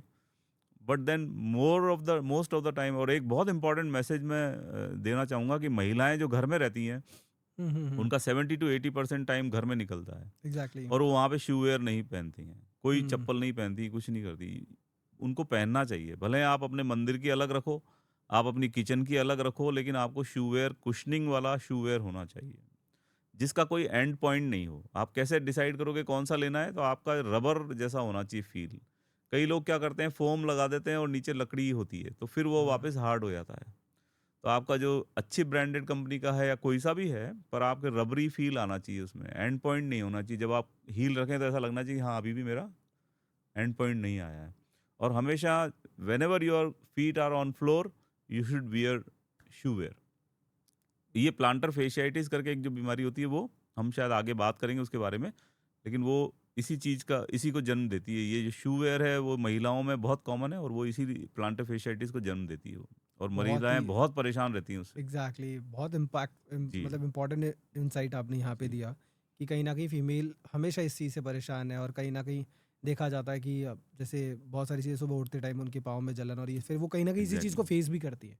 तो हम कई बार क्या होता है कि हम डॉक्टर्स भी कई बार हम सजेस्ट करते हैं तो हमें उन्हें स्पेसिफिकली नहीं बताते कि आपको घर में भी पहनना है। हम्म। हम कहते हैं कि आप शू वियर, अब वो क्या करेंगी 20% ही बाहर जाएँगी, तो वो सोचेंगे अच्छा शू वियर तो मुझे बाहर पहनना है। हाँ हाँ। तो घर में फिर तो ये हमें स्पेसिफिकली हम लोग बताते हैं कि आपको जो मोस्ट इम्पोर्टेंट प्लेस है वो it is your home, and in kitchen they stand for hours together. Exactly. कई घंटों खड़ी रहती हैं, खाना बनाती हैं। अपने सारे किचन आजकल स्टैंडिंग हो गए। सही बात है। कोई 1% किचन होंगे जो बैठ के बनाते होंगे। तो then it is all the more important to wear shoe wear. आप बिल्कुल धुला हुआ वहीं का रखो, क्योंकि एक एक स्टिग्मा है कि भई मेरे को हाँ। गोबर लग गया या कुछ लग गया, आप बाहर मत ले जाओ उसको। आप उस जी। शू वियर को रोज़ धो, रोज़ पहनो, किचन में पहनो, मंदिर में पहनो, आपकी जहाँ इच्छा हो पहनो, but shoe wear is important. That's great doctor साहब। डॉक्टर साहब एक आजकल एक और पॉइंट है जो एंकल स्प्रेन जो कहते हैं ना कि टखने की जो मौज आ जाती है आजकल लोग, तो इसको लोग बहुत कॉमन इंजरी के रूप में देखते हैं और कई बार लोग इसको ना इग्नोर भी कर देते हैं। मोर ओवर तो यही होता है कि चलो ठीक है, रहने देते हैं, छोड़ देते हैं, इसको कहीं ना कहीं इग्नोर ही मार दिया जाता है। लेकिन क्या जो पुराना एंकल स्प्रेन है वो आगे जाके फ्यूचर में इम्पैक्ट क्रिएट कर सकता है? बिल्कुल सही बात है, क्योंकि एंकल स्प्रेन क्या है बेसिकली? एंकल एक ऐसा जोड़ है जो बहुत मोबाइल है। बहुत हम्म। ज़्यादा हम लोग रनिंग करते हैं तो एंकल पे करते हैं बहुत, और उसको इस तरह से बनाया गया है कि उसके आसपास लिगामेंट्स की बहुत इंपॉर्टेंट है। हम्म। मैंने जैसे बताया लिगामेंट्स की क्या होते हैं, वो बोन्स को एक दूसरे से कनेक्ट करते हैं। और हमारा एंकल जो है वो यू शेप में है, ऐसे है हमारा एंकल यू में। हम्म। तो वो एक अलग तरह का जॉइंट बनाता है जो और जॉइंट्स में नहीं है ऐसा। तो एंकल में क्या होता है कि लिगामेंट्स जैसे ही ट्विस्ट होते हैं, लिगामेंट टूटने का बहुत डर रहता है। अब लिगामेंट क्या है? एक मोटा रस्से या पट्टा मान लो आप, जैसे कि हम सबने आटा चक्की में वो एक बेल्ट देखी होगी, हाँ, वो जो घूमता रहता है। ऐसा होता है लिगामेंट। अब उस बेल्ट में आप सोचिए कि वो बेल्ट चल रही है और उसमें से कोई 30% जो है उसके फाइबर्स टूट गए। तो हाँ हम हाँ। क्या करेंगे? उस बेल्ट को चेंज करना चाहिए। चेंज करेंगे। वहां तो हम चेंज कर सकते हैं, यहाँ हमारे पास ये ऑप्शन नहीं है। बाद में आता है, विच इज लेटर। वो तो हमें सर्जरी में जाना सही पड़ेगा, बात लेकिन है। अब हमें क्या करना है? बॉडी ने क्या करा है? The minute injury happens, body का ये सूजन क्या होता है? सूजन basically it is all resources to heal up. तो ओके। ब्रेन कहता है कि there is a problem, you all go there. तो वो ओके। रिसोर्सेज भेजता है सूजन के रूप में रिपेयर करने के लिए। तो okay. The minute injury happens, अपनी बॉडी लग जाती काम पे कि उसको ठीक करना है। लेकिन एंकल में क्या है कि एंकल एक बहुत मोबाइल जॉइंट है। अगर हाँ। हम चलते रहेंगे तो वो लिगामेंट हिलता रहेगा, और वो जो रिपेयरिंग का ग्लू है, हम्म। उसको एक साधारण भाषा में हम ग्लू समझ लेते हैं कि भाई ग्लू के रूप में कोई चीज़ आ रही है, वो चिपकाने के लिए आ रही है, लेकिन हम उसको हिला रहे हैं। तो कैसे हम किसी चीज़ को घर में भी चिपकाते हैं, तो हम थोड़ी देर के लिए उसको, छोड़ देते हैं। तो उस सिचुएशन में प्लास्टर लगना बहुत ज़रूरी है। Okay. Ankle, most of the ankle sprains में हम लोग 7 से 10 दिन 15 दिन का प्लास्टर लगाना चाहिए। तो वो जो ओके। थोड़ा सा पार्ट फटा है, हील तो उसको बॉडी करेगी, हम उसको पट्टा बदलने वाले नहीं हैं, हम उसको अंदर जाके कोई उसमें कुछ लगाने वाले नहीं हैं, बॉडी कर रही है उसको। लेकिन बॉडी को एक टाइम दें कि हम उसको शांति से रखें, और प्लास्टर उसको वो रेस्ट देता है। तो एंकल स्प्रेन्स में बहुत इंपॉर्टेंट है कि हम अर्ली इसको पहचानें। कोई एमआरआई की ज़रूरत नहीं, कोई डायग्नोसिस की, मतलब कोई हमें अलग से कोई गैजेट्स की ज़रूरत नहीं है। हम सिंपल ये करें कि अगर हमें लग रहा है, डॉक्टर कहता है, हम 2-3 दिन में, मैंने वही हम्म। क्राइटेरिया है कि 2-3 दिन में अगर आप ठीक हो जाते हो तो it's okay, it was a hmm. Very minor thing. सही बात है। बट अगर वो परसिस्ट कर रहा है, तो देन यू हैव टू सही गेट बात इट है। डन। और डॉक्टर साहब इसी का प्रिवेंशन कुछ आप बताना चाहेंगे जो डेली हैबिट्स में अगर कोई डेली हैबिट्स के फॉर्मेशन में इसको कर ले? ऑब्वियसली हम लोग शॉर्टकट्स लेते हैं ना, जंप कर लिया कहीं से, हम हाँ। सड़क पे गड्ढा दिखा तो हम साइड से जाने के बजाय हम जंप कर जाते हैं। हाँ। सीढ़ी, हम बहुत तेजी में हैं तो सीढ़ी हम जो दो चार कूद है जाते हैं एक स्किप साथ। करते हैं, हाँ। या हम किसी ऐसी जगह से कूद जाते हैं जहां हम, हमें लगता है, या हम कहीं एक्सकर्जन के लिए गए, कहीं ट्रैकिंग के लिए गए, तो वहाँ हम थोड़ा सा पत्थरों को नहीं देखते, कई बार हम तेजी से किसी चीज़ के ऊपर कर जाते हैं, या हमारी सिचुएशंस ऐसी बन जाती हैं कि हम, पैर हमारा पड़ गया और ट्विस्ट हो गया। हम्म। तो ये बहुत कॉमन चीज़ें हैं। अगर मतलब हमें अपने चलते वक्त हमें इन सब चीज़ों का शॉर्टकट्स नहीं लेने हैं। ये हमेशा इंजरीज शॉर्टकट्स में होती है। जब भी हम एग्जैक्टली। किसी चीज़ को शॉर्टकट करना चाहते हैं, इंजरीज डू हैपन। एग्जैक्टली। और डॉक्टर साहब जैसे आपने भी बताया कि जैसे आपने पहले डिस्कस भी किया था बच्चों को लेके, तो कहीं ना कहीं जो उनकी उंगली जो डोर में आ जाती है वो तो बेसिकली एक बहुत कॉमन हाउस होल्ड इंजरी हो ही गई है करंटली टाइम में। और ये बेसिकली गाँव में ज़्यादा देखी जा रही है करंटली लेवल पे। तो जब ऐसा इंसिडेंट होता है तो पेरेंट्स सबसे पहले पैनिक हो जाता है, जी, क्योंकि सबसे मतलब कहते हैं ना कि उसका दिल का टुकड़ा है वो, और उसको वो पेन होता है, तो वो बहुत ही ज़्यादा पेन हो जाता है और अनशियस हो जाते हैं।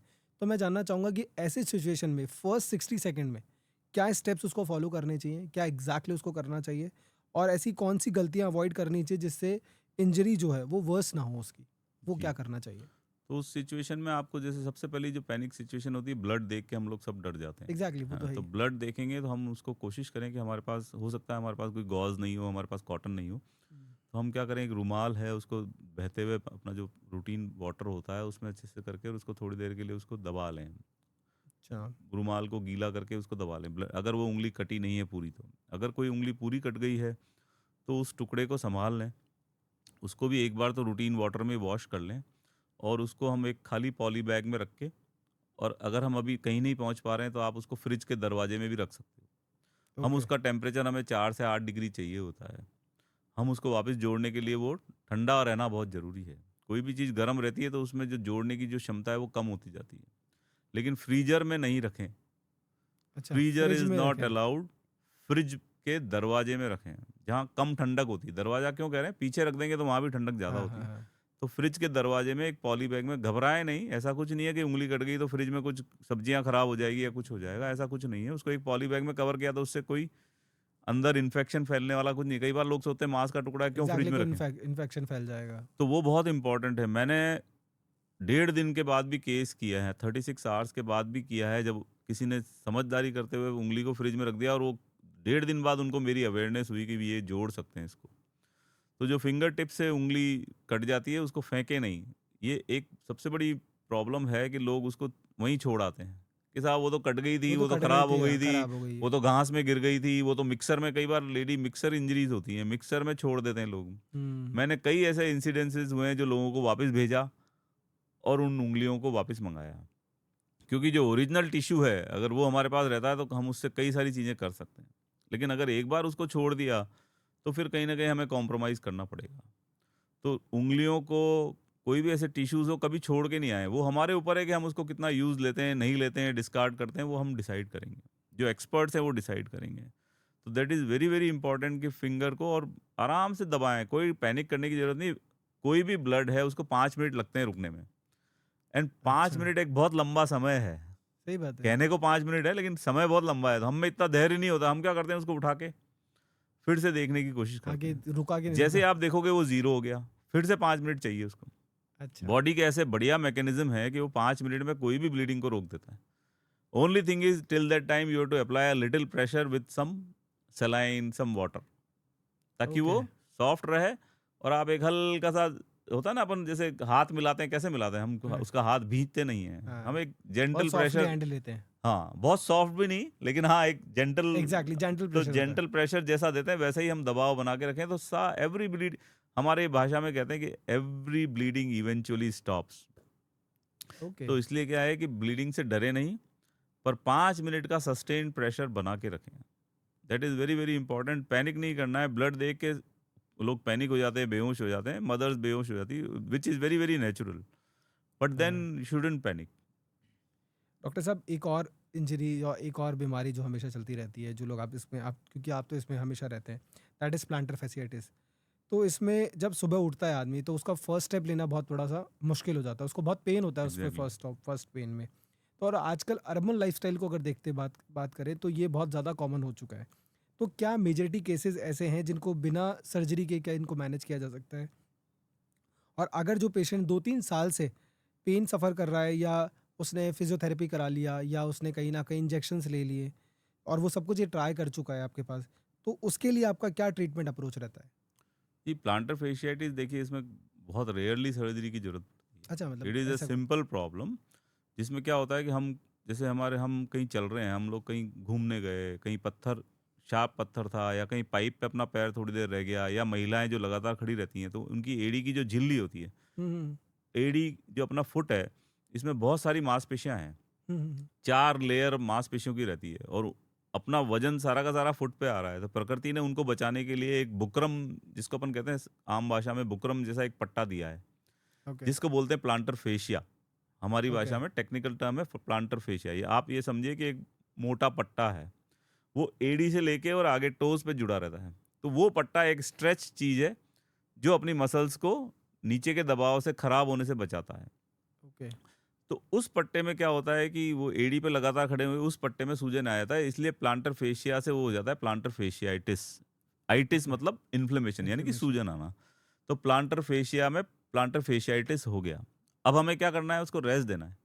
लेकिन अब जब हम रोज चलेंगे, रोज खड़े होंगे तो उसको रेस्ट मिलेगा नहीं। दूसरा क्या होता है, रात को जब अपन सोते हैं तो वो अपना जो प्लांटर फेशिया है वो थोड़ा सिकुड़ जाता है। और okay. First step is the worst step. ऐसे पेशेंट में हम हमारी भाषा में कहते हैं first step is the worst step.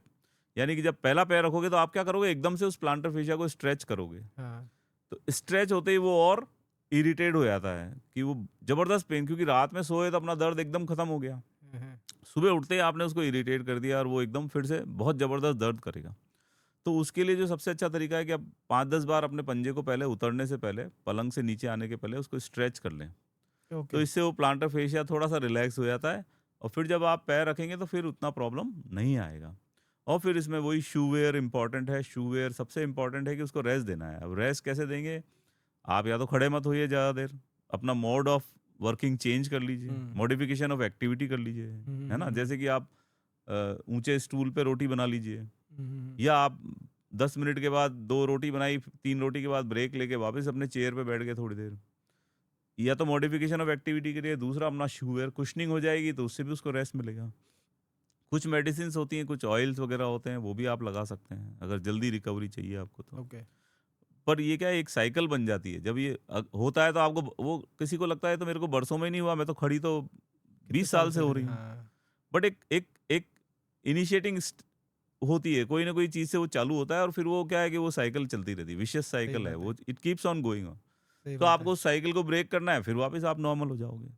Okay. तो it is not big deal and you surgery is only required जहाँ पे हमारे एक नीचे स्पर होता है कैल्किनियम में। हुँ, हुँ। वो एक रूटीन स्पर सब में होता है। कई बार लोग कह देते हैं आपके स्पर हो गया, नहीं है।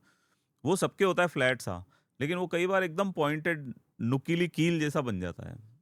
उस हाँ। सिचुएशन में कभी-कभी हमें जब रेजिस्टेंट केस होता है, हम सब कुछ कर चुके हैं, still we will try for 6 months, shoe wear, ये हमारी जो एक्सरसाइज़ेज़ हैं, ये सब हम करते हैं। उसके बावजूद अगर नहीं होता तो कभी-कभी सर्जरी बहुत, it's very, very rare. Okay. That's great. And doctor साहब एक और सवाल जो कहीं न कहीं प्रेग्नेंट मदर से जुड़ा हुआ है, क्योंकि ये सवाल जब आया तो बहुत सारी चीज़ें हैं जो कहीं न कहीं दिमाग में हिला देती है लोगों को। क्योंकि जब प्रेग्नेंट मदर को जब अल्ट्रासाउंड होता है और वहाँ पे डॉक्टर उसको बताता है कि आपके ये जो बेबी है वो क्लब फुट है उसके, या हो सकता है, क्योंकि एक्सपेक्टेशन ही वहाँ पे बताई जाती है। तो नॉर्मल जो नेचुरल फैमिलीज़ होती है कहीं न कहीं ऑन्शियस हो जाती है, परेशान हो जाती है, चिंतित हो ही जाती है। तो आप उन पेरेंट्स को क्या रीअश्योर करना चाहेंगे? और आज के मेडिकल ट्रीटमेंट हमारा करंटली जो चल रहा है, उसके हिसाब से क्लब फुट कितना ट्रीटेबल है? और सही ट्रीटमेंट के बाद बच्चे की लाइफ़ कैसी हो सकती है? जी, अल्ट्रासाउंड आजकल बहुत बहुत एडवांस हो गया है और इतनी हाँ। इतनी सोफिस्टिकेटेड और इतनी सेंसिटिव मशीन्स आ गई हैं, स्पेसिफिक मशीन्स आ गई हैं कि वो हमें सब कुछ बता देती हैं। पूरी बॉडी हुँ, का एक स्ट्रक्चर बना के बता देती है। तो ऑब्वियसली अपने को उसकी कुछ डिफ़ॉर्मिटी, अगर बच्चे में कोई डिफ़ॉर्मिटी आ रही तो वो भी पता लगी। हुँ, और हुँ। डॉक्टर का फर्ज बनता है, वो अगर उसको legally he is bound to tell the patient और द पेरेंट्स और द इन-लॉज़ और द ग्रैंड-पेरेंट्स। क्योंकि वो नहीं बताया और बाद में उनको पता लगे तो कि साहब आप हमने हमको बताया नहीं। तो हम हुँ, डराना तो नहीं चाहते हैं, लेकिन हमारी ज़िम्मेदारी है कि हम आपको अवेयर करें कि आपके बच्चे में ये प्रॉब्लम है। पैदा होने के बाद दिखने वाली है। हुँ, तो आजकल जो एक स्कैन होता है कुछ महीनों बाद, 7-8 महीने पे एक स्कैन होता है, 3D स्कैन होता है, वो सब किया जाता है इन सब चीज़ों को देखने का, एनोमलीज़ जिसको कहते एनोमली हैं, स्कैन जिसको एनोमलीज़ स्कैन जिसको कहते हैं, उसको देखने के लिए। लेकिन घबराएँ नहीं, जैसे क्लब फुट आपने मेंशन किया। क्लब फुट एक ऐसी बीमारी है जो ऑब्वियसली आ गई है, प्रकृति ने कुछ चेंज आपकी बॉडी में बच्चे की कर दिया है, लेकिन क्लब फुट का ट्रीटमेंट 100% पॉसिबल है ओके, दैट्स और ग्रेट। बहुत ईज़ी, नो सर्जरी। अगर आप 4, 5, 6, 7 डेज़ से अगर उसको ट्रीट करते हैं, बच्चे के पैदा होने से, तो there is no problem at all. एक बहुत सिंपल प्लास्टर टेक्नीक से मतलब जिसको, विदाउट सर्जरी इट्स जी, ट्रीटेबल। हम ओके। पॉन्सेटी टेक्निक जिसको बोलते हैं, पॉन्सेटी टेक्निक से बहुत, मतलब एक साइंटिस्ट थे, डॉक्टर थे जिन्होंने पॉन्सेटी थे, उन्होंने इसको वो किया और ये टेक्निक हमारे लिए मतलब रिमार्केबल, इसने चेंज कर दिया क्लब फुट में। ओके। तो क्लब फुट ट्रीटेबल है प्लास्टर से। प्लास्टर 3 हफ्ते, 4 हफ्ते, 5 हफ्ते, 4 या 5 प्लास्टर लगते हैं और उसके बाद कुछ दिनों के लिए एक फिक्स प्लास्टर लगता है और उसके बाद बच्चे को शूज़ दिए जाते हैं। ये प्रोग्राम करीब 4-5 साल चलता है। उसके बाद बच्चा एकदम नॉर्मल अपना पैर, हमारा एम क्या है, उस पैर को अच्छे से ज़मीन पे रखे, दौड़े, भागे, ये सब करे, और वही हम अचीव करते हैं। डॉक्टर साहब जैसे मैंने टेक्निकल यूज़ किया क्लब फुट, मैं थोड़ा सा आम लोगों के लिए बताना चाहूँगा, या उसको आप थोड़ा सा और डिटेल बताएं exactly what is club foot, क्योंकि आम लोगों को वो पता भी नहीं है, क्योंकि ये तो वो उस पे पेरेंट को पता है, इसके डॉक्टर ने उसको बता दिया कि क्लब जी, फुट है साहब, जी, जी। फिर वो बता भी देता है कि ये प्रॉब्लम। तो मैं चाहूँगा कि आप बताएं कि एग्जैक्टली क्लब फुट होता क्या है, कि क्लब किसी को भी हो तो वो आप उस आपकी अवेयरनेस से उसको कहीं ना कहीं हेल्प जी, आउट हो जाए। क्लब का मतलब बेसिकली कोई भी चीज़, क्लब का मतलब कोई भी ऐसी घूमी हुई, तो जो गोल्फ का क्लब होता है, जैसे गोल्फ में क्लब्स होते हैं, जो डंडे, जो बल्ले जो होते हैं क्लब होता मारने है, के, उनको हाँ। क्लब बोला जाता है। तो उसका शेप ऐसा होता है कि वो यहाँ से घुमा होता है, ऐसे ही अपना पैर आता है। ओके। तो it it is twisted in the form of a club. तो उसका नाम एक रॉ भाषा में क्लब फुट है। ओके। वैसे हमारा जो है उसको सीटीईवी बोलते हैं, कॉन्जेनाइटल टेलीपेज इक्वाइनो वायरस। ये 4 डिफ़ॉर्मिटी, 3 डिफ़ॉर्मिटी, 4 डिफ़ॉर्मिटी से बना हुआ है, तो उनको एक पूरा नाम है उसका। ओके। लेकिन एक आम भाषा में हम बोलेंगे क्लब जैसा दिखता है, तो क्लब फुट हो गया। तो बच्चे के दोनों पैर ऐसे मुड़े हुए आएँगे या एक पैर मुड़ा हुआ आएगा। तो उसको हम डायग्नोज़ करते हैं कि ये क्लब फुट है, बट उसके डायग्नोस्टिक क्राइटेरिया हैं। ज़रूरी नहीं कि हर टेढ़ा पैर, कई बार क्या होता है, माँ के पेट में बच्चे का दबाव बना रहता है, तो उससे भी उसके कुछ टेढ़ा लगने लग जाता है पैर। लेकिन वो 4-6 दिन बाद ठीक हो नॉर्मल हो जाता है। जाता है। तो ये जो है, हमें डिटरमाइन करना, इसको इसको पता लगाना कि क्या है, वो हमारा काम है। कि ये हम्म। क्लब फुट है, क्लब फुट के कुछ क्राइटेरिया हैं, उसको हम्म। क्लब फुट कहने के लिए। तो हम वो क्राइटेरिया देखेंगे, तब हम कहेंगे कि ये क्लब फुट है। नहीं तो मरीज़ पैनिक हो जाते हैं। तो सोनोग्राफी में भी पैनिक नहीं हो सकता है आपके बच्चे को जस्ट सिर्फ़ एक प्रेशर की वज़ह से कुछ हो रहा हो, जो कि इवेंचुअली ठीक हो जाएगा। तो डॉक्टर को दिखाएँ, आप पहले बता सकते हैं, डॉक्टर को एडवांस में बता दें कि हमारे सोनोग्राफी में ऐसा आया, और अब जब जैसे ही बच्चा पैदा होगा हम आपसे कंसल्ट करेंगे। तो there is nothing wrong in it, okay. But don't panic. कोई भी डिफ़ॉर्मिटी हो, देखिए हमको कोई राइट नहीं दिया भगवान ने, मैं शायद थोड़ा ब्रीच कर रहा हूँ इस चीज़ में, अध्यात्म में, लेकिन हमें कोई राइट नहीं दिया किसी किसी जीव को करने का। सही तो बात। जो भी बच्चे के जो भी डिफ़ॉर्मिटी आती है, let him come to, let him और her come to life, exactly. And then will see. मतलब हमारे पास बहुत सारे, अब तो इतनी एडवांस हो गई है, मैंने बताया ना कि अंगूठा लटका हुआ आया, हम उँगली से अंगूठा बना देते हैं। सही बात है। हम चिपकी हुई उँगलियों को सही कर देते हैं, हमारा हाथ टेढ़ा है उसको सीधा कर देते हैं हम। बहुत सारी चीज़ें होने लग गई, हैंड ट्रांसप्लांट होने लग गया। तो ऐसा डरने की कोई ज़रूरत नहीं है। Let the baby come to life, let them settle down for 6-7 days, then you consult your doctor. तो डॉक्टर साहब जितना अभी तक आपको बताया, आपने जितना आप समझाया, तो इतना समझ में आ रहा है कि आपकी स्पेशलिटी कोई चमत्कार से कम नहीं है। मतलब ये कोई चमत्कार ही है, जो लोग कहते नहीं है कि यार ये चीज़ें पॉसिबिलिटीज़ ही नहीं है।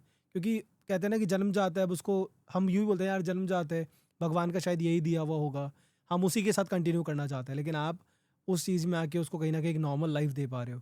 तो that is also a part of, no doubtly एक साइंस का एक नेक्स्ट स्ट्रक्चर, नेक्स्ट पार्ट है। बट कहीं न कहीं उसमें एक आपका रोल भी बहुत इंपॉर्टेंट रोल प्ले करता है, कि कोई तो आके ये बात बोले, कि जैसे कि आप कहते थे हमेशा, अगर कोई आके ये बात बोलते कि यार ठीक है हम हैं, तुम करो, या हम सपोर्ट कर देंगे, हम चीज़ें ठीक कर, तो कहीं न कहीं कॉन्फिडेंस आ जाता है और वहाँ से वो आगे निकल जाता है उसी पार्ट में। एंड डॉक्टर साहब इसी कड़ी में आज एक और बात मैं कहना चाहूँगा, जो कहीं न कहीं इनसाइट मुझे मिला था, दैट इज़ डायबिटिक फुट। ये भी कहीं न कहीं बहुत है, क्योंकि इंडिया में डायबिटिक पेशेंट बहुत कॉमन है, और डायबिटिक फुट एक सीरियस कॉम्प्लिकेशन के रूप में आज बनता जा रहा है। तो आप डायबिटिक पेशेंट और उनकी फैमिली मेंबर्स के लिए वो इम्पोर्टेंट वार्निंग साइन्स बताइए, जिससे कहीं न कहीं उनके पाँव में वो साइन या वो सिम्पटम्स अगर दिखे, तो वो इमीडिएटली डॉक्टर से कंसल्ट कर लें। बहुत अच्छा पॉइंट है, क्योंकि ये बहुत इंपॉर्टेंट है कि प्रिवेंशन इज़ बेटर देन क्या क्योर। हो रहा है? एग्ज़ैक्टली। तो डायबिटिक्स में मैं ये कहूँगा कि पहली चीज़ तो आपको डायबिटीज़ नहीं हो।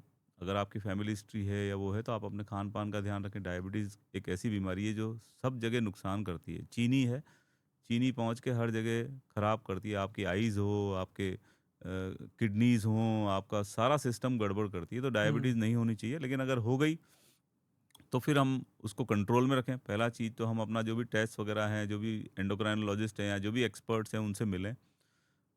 फिर भी अगर हमें लगता है कि हमारे पैर में कोई प्रॉब्लम आ रही, तो सबसे पहली इम्पॉर्टेंट चीज़ है फुट केयर।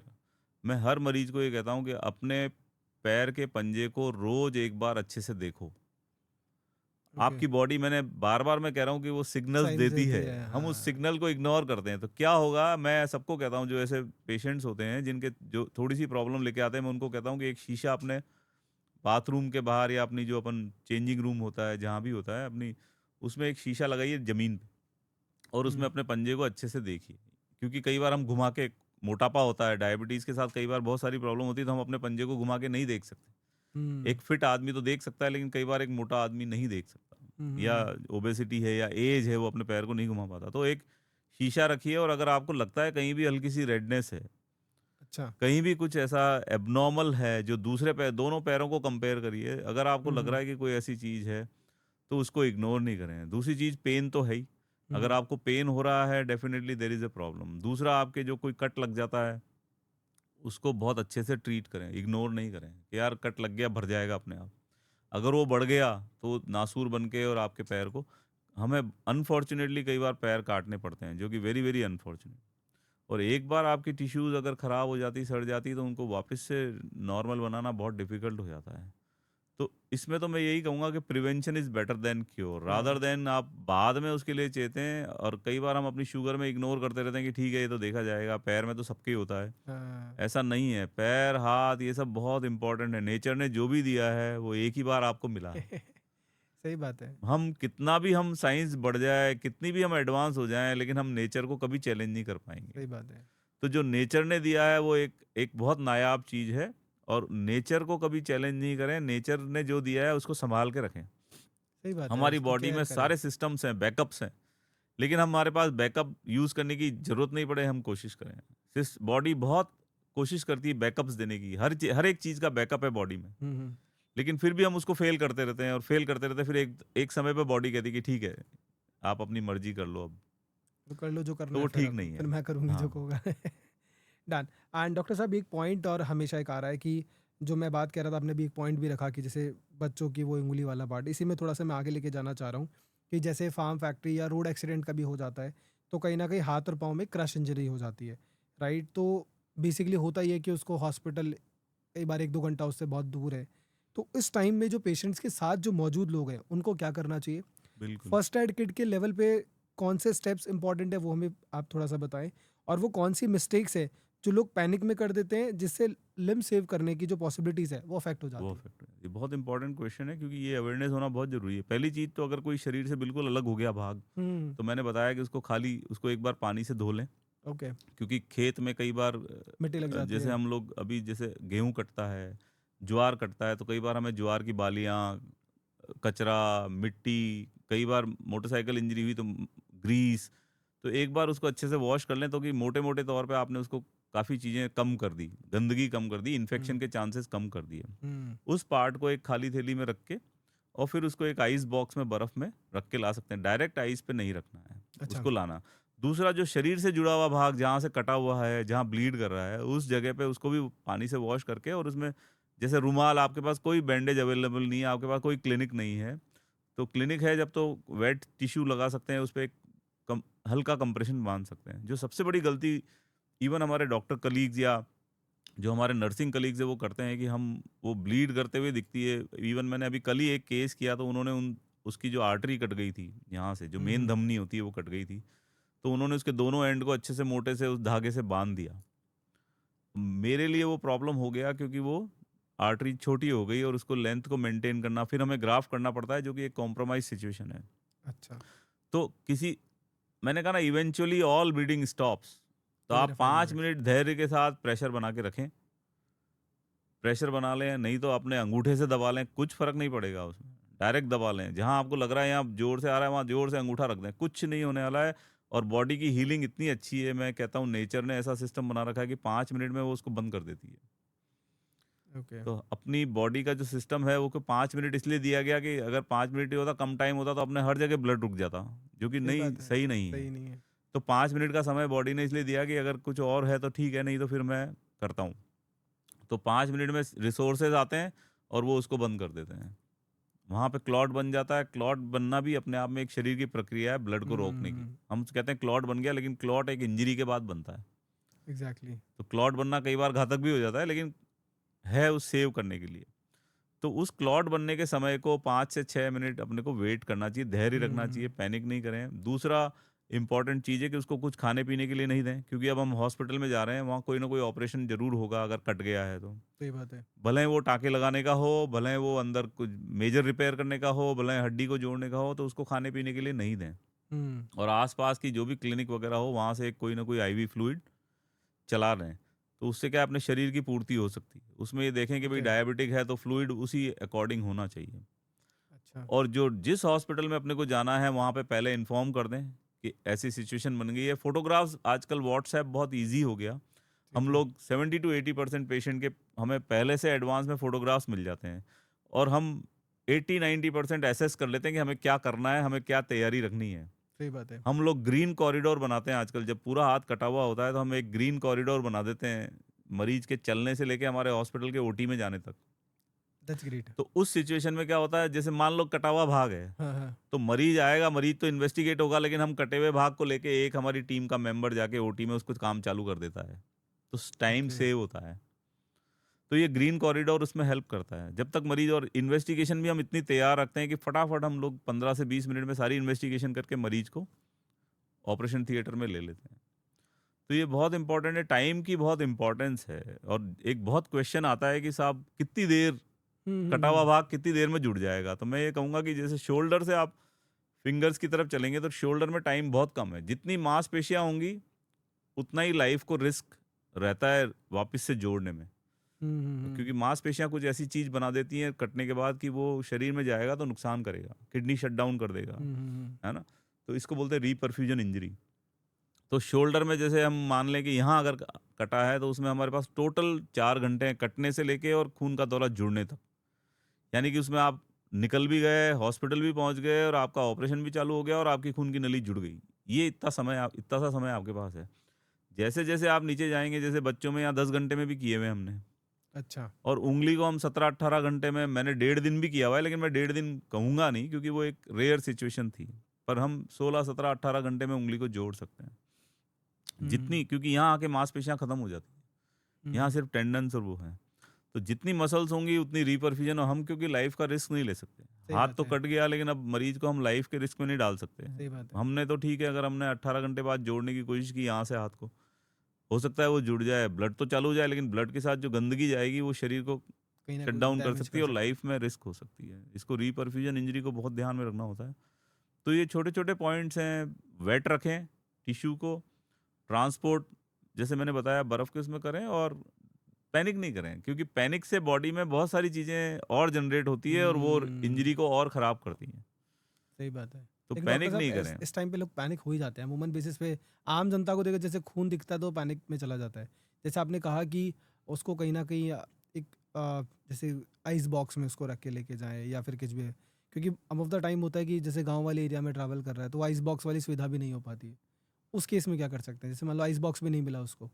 आइस बॉक्स भी नहीं मिला तो उसको पानी पानी में रख सकते हैं, अच्छा पानी में ठंडा रख पानी सकते मिल जाए। ठंडे पानी में आजकल रख ऐसा बहुत कम होता है कि कहीं न कहीं कोई बर्फ़ किसी न किसी रेस्टोरेंट में कहीं न कहीं मिल ही जाती है। मतलब नहीं तो बर्फ़ एक में रख दें ठंडी उसको। बॉटल ही ले लें, ठंडी बॉटल को उसके पास में लगा दें, कुछ भी कर सकते हैं।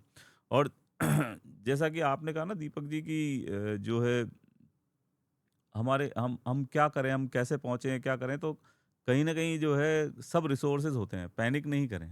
हुँ। मैं आपको एक सिंपल सी बताऊँगा कि आपके क्रेडिट कार्ड से मान लो पैसा फ्रॉड हो गया। फ्रॉड हो अब गया। आप उसके लिए रोते-बैठते तो नहीं रहोगे ना। सही बात है। आप क्या करोगे? You have to go to your bank exactly. As soon as possible.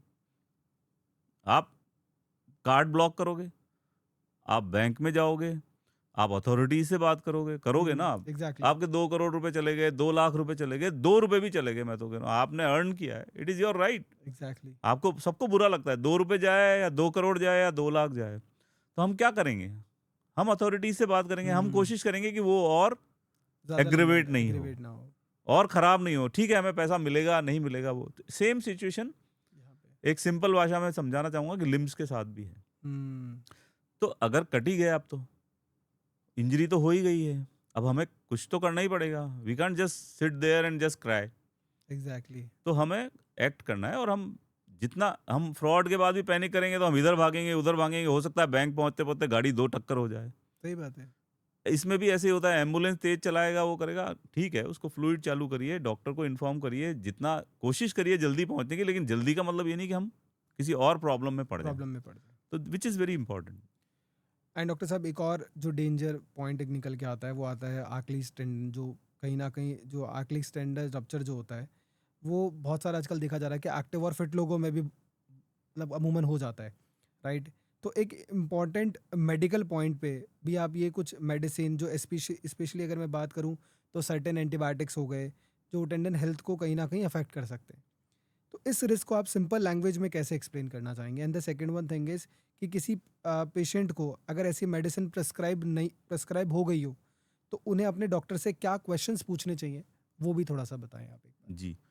तो इसमें टेंडो एक्जिलिस या एचिलिस टेंडन जो होता है अपने हील का बहुत ही इंपॉर्टेंट टेंडन होता है जो अपने पंजे को नीचे की तरफ ले जाता है, जो बहुत इंपॉर्टेंट फंक्शन है। हाँ। जब अपना पंजा नीचे आता है तो हम पुश ऑफ करते हैं और आगे बढ़ते हैं। हाँ। तो ये टेंडन जब काम करेगा तभी हम ढंग से चल पाएंगे, नहीं तो अपना पंजा लटका लटका चलेगा। तो फील टेंडो रहेगा। एक्जिलिस रप्चर कब होता है?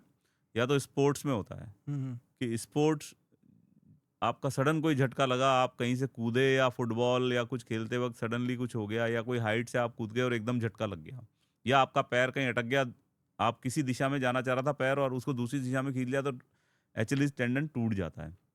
लेकिन दुर्भाग्यवश हमारे देश में सबसे ज्यादा कब टूटता है? जब इसमें हमारा ही कोई कलीग या कोई जो नीम हकीम इसमें इंजेक्शन लगा देता है। अच्छा। अभी अपन हम लोगों ने बात करी प्लांटर फेशियाइटिस की, तो हाँ। प्लांटर फेशियाइटिस समझ के लोग सोचते हैं इसमें स्टीरॉयड लगा दें। जो आप कहना चाह रहे हैं दवाई, वो बेसिकली स्टीरॉयड है। तो अच्छा। स्टीरॉयड का काम है कुछ ऐसी जगह लगना, वो कभी भी मांसपेशी या टेंडन में नहीं जानी चाहिए। लेकिन हम क्या करते हैं कि उसको सोचते हैं कि स्टीरॉयड एक बार को दर्द तो कम कर देगा, लेकिन वो उसको कमजोर बना देगा। अगर स्टीरॉयड हम्म। अगर ने अपने टेंडो एक्जिलिस में चला गया तो उसको कमजोर बना देगा और इवेंचुअली एक दिन कोई सडन झटके से, जरा से झटके से वो टूट जाएगा। टूट जाएगा। तो अगर आपको कोई स्टीरॉयड इंजेक्शन प्रिस्क्राइब कर रहा है तो ये आप क्वेश्चन पूछें कि भाई ये कोई टेंडन में या उसमें तो नहीं लग रहा है। अच्छा। स्टीरॉयड हमेशा फ्री स्पेस में जाता है। जहाँ भी ओके। सूजन होती है उसके आसपास जो फ्री स्पेस होती है उसमें जाता है, ओके। बजाय कि वो किसी टेंडन में या किसी स्ट्रक्चर में नहीं जाना चाहिए। ओके। स्टीरॉयड वहाँ पड़ा रहता है और वो क्या करता है, वहीं एक्ट करके सूजन को कम करता है। ओके। लेकिन अगर वो किसी टेंडन में जाएगा तो वो सूजन को कम करने के अलावा भी उसको नुकसान पहुंचाएगा, उसके सब्सटेंस को नुकसान पहुंचाएगा, वो कमजोर हो जाएगा और वो टूट जाएगा। और अनफॉर्चुनेटली अपने देश में जो मैक्सिमम केसेस आते हैं वो स्टीरॉयड इंड्यूस्ड टेंडोएक्युलिस रप्चर के आते हैं। मतलब ओके। स्टीरॉयड लगाने के बाद टेंडिकुलस रप्चर हो जाता है, और वो होता काफी समय बाद है, तो मरीज को समझ में नहीं आता कि किस गलती से हुआ हाँ, है। हुआ क्यों था, ये क्या रीज़न था इसके वो पीछे? कहता है साहब मैं तो चल रहा था अच्छा भला, सडनली खेत में मेरा पैर एकदम हो गया और टूट गया, और मेरे तो अब लचक, अच्छा एकदम से पता नहीं चलता, हाँ। तो कुछ दिनों बाद लगता है कि मेरा पैर तो लचक खा रहा है, हाँ। घिसट के चलना पड़ रहा है मुझे। तो ये बहुत इंपॉर्टेंट है। इंजेक्शन लगाते वक्त हम लोग ये जरूर ध्यान रखें कि हमारा इंजेक्शन, स्टीरॉयड इंजेक्शन खासकर लोकल, उनका और कोई नुकसान नहीं है। हुँ। काफ़ी हम लोग लगाते हैं, लेकिन हम इंश्योर करते हैं कि it should go in a free space rather than going hmm. Into some structure. That's great. क्योंकि डॉक्टर साहब ये जो चीज़ आप शेयर कर रहे हो ना, तो मुझे जितना समझ पा रहा है या मैं जितना नॉलेज ले पा रहा हूँ, तो डेफ़िनेटली कल को कोई भी चीज़ ऐसी होती है तो पहले कहीं न कहीं वो पाने वाले पॉइंट वो नहीं होंगे। तो मैं बस यही सजेस्ट करना चाहूँगा कि इस पॉडकास्ट को जितने भी लोग देख रहे हैं, जो भी डॉक्टर साहब गाइड कर रहे हैं, उसको कहीं न कहीं अपने तक ही सीमित ना रखें, इनको लोगों तक भी शेयर करें। क्योंकि एग्जैक्टली। आज आप नहीं, कोई ना कोई किसी न किसी प्रॉब्लम से जूझ रहा है। अगर ये बात वहाँ तक पहुँचती है, तो कहीं न कहीं किसी न किसी की मदद यहाँ से हो सकती है। और जो आपका और हमारा उद्देश्य है कि हम लोगों तक पहुँचे और लोगों की मदद के लिए पहुँचे। और एक और चीज़ है कि कहीं न कहीं अभी जो कहते हैं ना कि अगर किसी जो बच्चा है बचपन में जो हो जाता है, अगर किसी बच्चे को हाथ या पाँव में बर्थ डिफ़ॉर्मिटी हो जाती है या फैमिली जिससे कहीं न कहीं एक, जैसे मैंने कहा था कि वो कहते हैं ना भगवान के दिया हुआ है सब, इसमें तो ऊपर वाले की देन है, इसको ट्रीटमेंट नहीं कराते। तो आप इन फैमिलीज़ को क्या गाइड करना चाहोगे? पहली बात तो ये, क्योंकि ये फैमिली को अवेयर करने वाला पॉइंट है। और दूसरी बात है कि अर्ली कंसल्टेशंस और टाइमली ट्रीटमेंट से बच्चे की लाइफ में कितना डिफरेंस आ सकता है? बिल्कुल। तो हमारा वही स्लोगन है इसमें, catch them young. Catch them young क्यों? क्योंकि टिश्यू अडेप्टेशन, जैसे हमने पहले भी बात करी, कि बहुत अर्ली एज में टिश्यू अडेप्ट हो जाती है और एकदम नॉर्मल चीज़ हो जाती है। हुँ। डिफॉर्मिटी तो मैं नहीं बोलूँगा, आजकल हम लोग बोलते हैं कॉन्जेनाइटल डिफरेंसेस, है ओके। ना? क्योंकि डिफॉर्मिटी एक हीन भावना पैदा करती है, और डिफॉर्मिटी जैसा कोई चीज़ है नहीं। सही बात। हर इंडिविजुअल को प्रकृति ने बनाया है, और प्रकृति ने कुछ सोच के बनाया है। उसको अगर कुछ कम दिया है तो उसको कुछ न कुछ अलग जगह दूसरे फॉर्म में कई गुना ज़्यादा देगा। ज़्यादा मैं देगा, सबको यही कहता हूँ कि अगर आपके पास इधर से कुछ कम आया तो उधर से कई गुना ज़्यादा ज़्यादा आएगा। आया होगा। तो कॉन्जेनाइटल डिफरेंसेस में हमें डेफिनेटली स्पेशलिस्ट को के पास जाना चाहिए। पर दुर्भाग्यवश क्या होता है कि कई बार लैक ऑफ अवेयरनेस, जो पेरिफेरी में जो स्पेशलिस्ट हैं या पेरिफेरी में जो मेडिकल वर्कर्स हैं या जो जो भी हैं, उनको भी अवेयरनेस नहीं होती है, और वो कह देते हैं कि बच्चे को बड़ा होने दो। हाँ। 6 साल का होने दो, 7 साल का, एक अलग सा क्राइटेरिया है जिसका कोई लॉजिक नहीं है। जैसे मैंने बताया क्लब फुट को 7वें दिन, चौथे, 5वें, 7वें दिन से प्लास्टर लगना चाहिए। कुछ बीमारियाँ होती हैं जिनको 6 महीने से होना चाहिए। हम ये देखते हैं जनरली कोई हमें अगर ऑपरेशन में जाना है तो हम ये देखते हैं कि बच्चा जो है वो कम से कम इस धरती पे थोड़ा स्टेबल हो जाए। हुँ। 6 महीने का हो जाए। 6 महीने का बच्चा थोड़ा बैठने लग जाता है, थोड़ा प्रकृति के साथ एडजस्ट हो जाता है। हुँ, हुँ। 6 महीने से लेके 3 साल की एक एज होती है जिसमें ज़्यादातर चीज़ें हो जानी चाहिए। ओके। हम परेशानी क्या आती है कि जब वो 18 साल का होएगा उसको आर्मी में जाना है लड़के को या हाँ। लड़की की शादी होनी है। 2 बहुत कॉमन रीज़न है जब लोग हमारे पास आते हैं डिफ़ॉर्मिटी लेके। और ओके। अनफॉर्च्यूनेटली हम उस सिचुएशन में जब वो इतनी ख़राब हो चुकी है थी कि हम कई बार हमारे पास सॉल्यूशन नहीं होता है। हम कहते थे या तो इसको काट के हटा लो या इसको जैसा है वैसा चलने दो। जब इतना साल आपने चला लिया तो अभी भी चलने दो। सही लेकिन बात उनको है। वहाँ फ्रस्ट्रेशन आता है कि मैं आर्मी में नहीं जा सकता हूँ। मेरी हुँ। शादी में हो सकता है मुझे कोई रिजेक्ट कर दे। एक सही बात है। रिजेक्शन का डर हम सबको रहता है। तो कैच देम यंग। आपको लग रहा है मैंने बताया बॉडी में कुछ भी एब्नॉर्मल है, यू हैव टू कंसल्ट। सही और बात है। इनमें क्या होता है हमारे पास समय होता है। अगर आपके पास रिसोर्सेज की कमी है, पैसे की कमी है, आप गवर्नमेंट हॉस्पिटल में कराइए। कोई ज़रूरी नहीं है कि आप बड़े प्राइवेट हॉस्पिटल में कराएँ। सही बात है। और समय होता है, अगर आपको पैसे की दिक्कत है तो आप पैसा इकट्ठा कर लें, लेकिन 6 महीने से 3 साल की उम्र में इन सब चीज़ों को एड्रेस होना ही चाहिए। हुँ, हुँ, हुँ। डॉक्टर साहब अब इसी में थोड़ा-सा एक पार्ट और ये कि आपने करियर में बहुत सारे पेशेंट्स यहाँ पे देखे हैं और बहुत सारे पेशेंट्स को आपने ट्रीट किया है, क्योंकि लगभग-लगभग ढाई दशक का आपका एक एक्सपीरियंस है। तो कोई पेशेंट या कोई केस ऐसा आपको याद है जिसने आपको कहीं न कहीं इमोशनली टच किया हो? या फिर कुछ ऐसा सिखाया हो जो कहीं न कहीं मेडिकल बुक्स में भी ना हो? और अगर मतलब क्योंकि कुछ चीज़ें ऐसी होती है ना जो आपको भी लगता है कि यार ये तो मैंने कभी पढ़ा ही नहीं था और एकदम से आपने उस लाइफ उससे सीखा। तो अगर आप कंफर्टेबल हो तो प्लीज़ आप कुछ ऐसा पॉइंट शेयर करना चाहें? डेफ़िनेटली मेरी स्पेशलिटी में तो ऐसे बहुत सारे मोमेंट्स आते हैं। जैसे कि मैंने पहली बार जब अंगूठा नहीं था और उँगली से अंगूठा बनाया तो मुझे भी पता नहीं था कि हाउ इट विल वर्क। लेकिन जब उस बच्ची ने 3 महीने के बाद मेरे सामने वीडियो बना के मुझे दिया और उसने सब चीज़ें उठा के उससे किया, तो वो अपना फ़ंक्शन नॉर्मल कर पा रही थी बिल्कुल। तो मुझे बड़ा खुशी हुई कि मैंने कुछ ऐसा किया जो मुझे भी पता नहीं था कि इसका रिज़ल्ट इतना अच्छा आएगा। हुँ। सिमिलरली एक बच्ची का मैं एग्ज़ाम्पल दूँ आपको कि उसके 2 अंगूठे थे। हुँ, हुँ। प्रॉब्लम क्या थी, पेरेंट्स को लगता था कि ये लकी है। तो पेरेंट्स उसको कुछ एक्ट नहीं कर रहे थे। उनको पता है एब्नॉर्मैलिटी है, बट उन्होंने कहा कि उनको कहीं न कहीं ये अवधारणा थी कि भई ये लकी होता है। दूसरा, हम सर्जरी से डरते हैं सभी लोग, तो हम टालना चाहते सही हैं। बात है। लेकिन उस बच्ची की प्रॉब्लम ये थी कि स्कूल में उसको सब चिढ़ाते थे, हीन भावना उसको होती थी। हुँ। उसको बुली किया जाता था, व्हिच इज़ प्रॉब्लमैटिक। अब 8 साल की बच्ची को ना वो पेरेंट्स को एक्सप्रेस कर पा रही है और वो अपनी प्रॉब्लम बता नहीं पा रही है। वन फाइन डे कोई किसी समझदार आदमी ने उनको कहा कि भई आप किसी हैंड सर्जन को दिखा लो, तो they came to me and I suggested surgery. मैंने कहा एक अंगूठा आसानी से निकल सकता है और एक अंगूठा बिल्कुल नॉर्मल हो जाएगा। हुँ, हुँ। तो हम लोग क्या करते हैं कि 2 अंगूठे होते हैं तो उसमें से जो कम डोमिनेंट होता है उसको हटा देते हैं और दूसरे को सारी चीज़ें उस अंगूठे की उस पे रिस्टोर कर देते हैं। ऐसा नहीं कि अंगूठा सिंपल काट दिया। अच्छा। प्रकृति क्या करती है, जब 2 देती है तो दोनों में चीज़ों को डिवाइड कर देती है। तो हुँ। हमें वो सारी चीज़ें इससे उठा के इस पे डालनी पड़ती हैं। हुँ, हुँ। तो मैंने उस बच्ची को ऑपरेट किया और आप देखिए कि वो 1.5 महीने बाद वो बच्ची एक बहुत सुंदर सा कार्ड मेरे अभी भी मेरे क्लिनिक में लगा हुआ है। हाँ। वो कार्ड लेके आती है और वो कहती है कि I am really really happy. अब मुझे स्कूल में बहुत अच्छा लगता है। जो ना पेरेंट्स समझ पा रहे थे, ना कोई और समझ पाता। वो बच्ची के अंदर की भावना थी और वो अंदर की भावना से she came with a card कि I really want to thank you. तो ये बहुत टचिंग मोमेंट्स होते हैं। जब हमें बच्चे कई की उँगली कट गई, मेरे पास कार्ड बहुत सारे हैं, मैं वही कहने ऐसे वाला था बच्चों कि के। ऐसे कार्ड्स मैंने भी आपके केबिन्स में बहुत सारे देखे जी, और मैंने देखा है लोगों की कहीं न कहीं आपको कार्ड्स गिफ्ट करते हैं। तो जैसा कि मैं देख भी पा रहा हूँ कि आप बहुत इमोशनल है इस पॉइंट पे। तो वो कार्ड गिफ्ट करते हैं तो मेरे को लगता है कि ऐसा मोमेंट पे आपको कहीं न कहीं फ़ील होता होगा एग्ज़ैक्टली यार मैंने जो किया शायद वो एक बहुत नेक्स्ट लेवल वर्क है। एग्ज़ैक्टली। तो वो एक आपका फीलिंग रहता होगा और मैंने वो देखा आपको बच्चों ने कार्ड दिए मतलब जिस बच्चे को कुछ नहीं उसने अपने हाथ से बना के दिया, चाहे कैसा ही बना के आता होगा, वो एक इमोशनल आप है तो मैं वो चाहूँगा वो इमोशनल थोड़ा-सा अगर आप शेयर कर पाएँ तो? बिल्कुल, उस टाइम हमें बहुत अच्छा लगता है और ख़ासकर बच्चे मतलब तरह-तरह से एक्सप्रेस करते हैं क्योंकि वो बच्चे हाँ, हैं।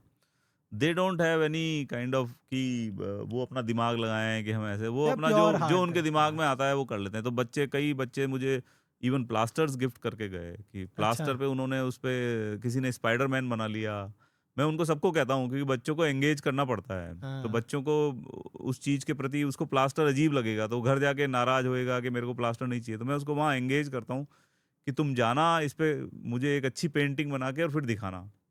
तो बच्चा उससे, उसको लगता है कि मुझे प्लास्टर रखना भी है और मुझे अंकल को दिखाना भी है। तो वो बना के लाते हैं, फिर हम उनको काट के हम कहते हैं कि हम इनको सँभाल के रखेंगे, हम आपके कार्ड्स को सँभाल के रखेंगे, हम छोटे-छोटे गिफ्ट्स भी उनको देते हैं। बच्चों को मोटिवेट करना पड़ता है। मेरे पास बच्चे सही बहुत बात है। आते हैं, कॉन्जेनिटल एनोमलीज़ लेके आते हैं, उँगली कट के आते हैं, फ्रैक्चर्स के साथ आते हैं, तो हमें उनको, बच्चों को क्या है कि उनको मोटिवेट करना पड़ता है। प्रैक्टिकल है। तो वो बहुत अच्छा हमें लगता है जब बच्चे इस तरह से रिएक्ट करते हैं, और हमें हमें एक एप्रिसिएशन, मतलब जो जेन्युइन एप्रिसिएशन है, बाकी सब में तो हो सकता है एग्ज़ैक्टली, थोड़ा-थोड़ा मिक्सिंग स्वार्थ ऑफ हो या हाँ, थोड़ा-थोड़ा कहीं न कहीं बनावट हो, लेकिन बच्चा एकदम रॉ होता है। प्योर तो सोल वो है। प्योर जो इमोशन है, वो हमें कहीं न कहीं बहुत अफ़ेक्ट करता है, हाँ, उसमें भी हम भी इमोशनल हो जाते हैं।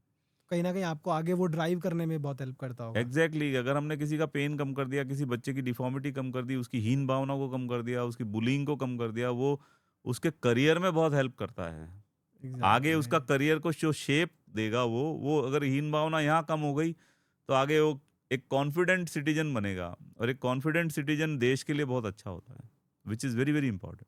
दैट्स ग्रेट डॉक्टर साहब। Thank you so much for sharing this story. And doctor साहब ये पॉडकास्ट अलग-अलग कॉर्नर में अब पहुँचने वाला है और कोई रूरल एरिया में इसको देखने वाला है, कोई सिटी में होगा, कोई पेरेंट होंगे या कोई डायबिटिक पेशेंट होगा, कोई वर्कर भी हो सकता है और कोई ऐसे लोग भी पेशेंट्स होंगे जो कहीं न कहीं अपने पेन को इग्नोर कर रहे हैं, राइट? आप उन व्यूअर्स को क्या डायरेक्टली मैसेज देना चाहेंगे? मैं सबको यही कहूँगा, बार-बार यही कह रहा हूँ कि बॉडी अगर कुछ भी बता रही है आपको, किसी भी फॉर्म में बता रही है, तो डोंट इग्नोर इट। आपको चोट लगी है, डरिए मत। आप किसी भी सिचुएशन में हो सकते हैं, आपके फाइनेंशियल सिचुएशन कुछ भी हो सकती है, लेकिन सबका सॉल्यूशन है, और नेचर कहीं न कहीं आपको बता के ये चाहती है कि आप उस सॉल्यूशन को लें। हुँ, कुछ समय आप नेचर को दें, हो सकता है नेचर बहुत सारी चीज़ों को खुद ही ठीक कर देती है।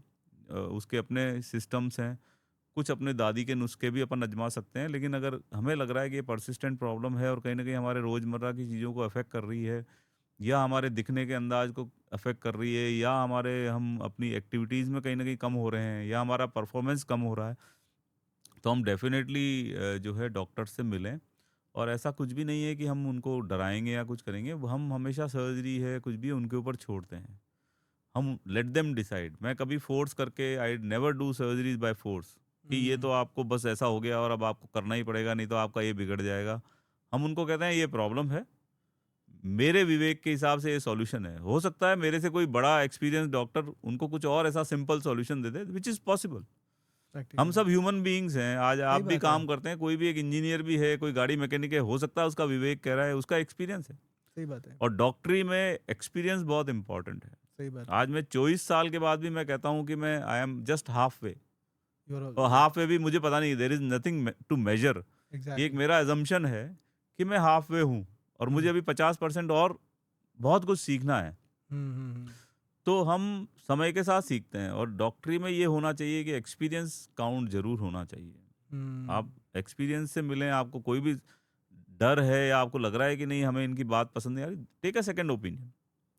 There is no harm in second opinion, but second opinion ऐसे जने से लें जो मोर एक्सपीरियंस, उनसे हू एक्सपीरियंस इज़ हो। In that speciality. Exactly. Speciality में होना बहुत इंपॉर्टेंट है। हुँ।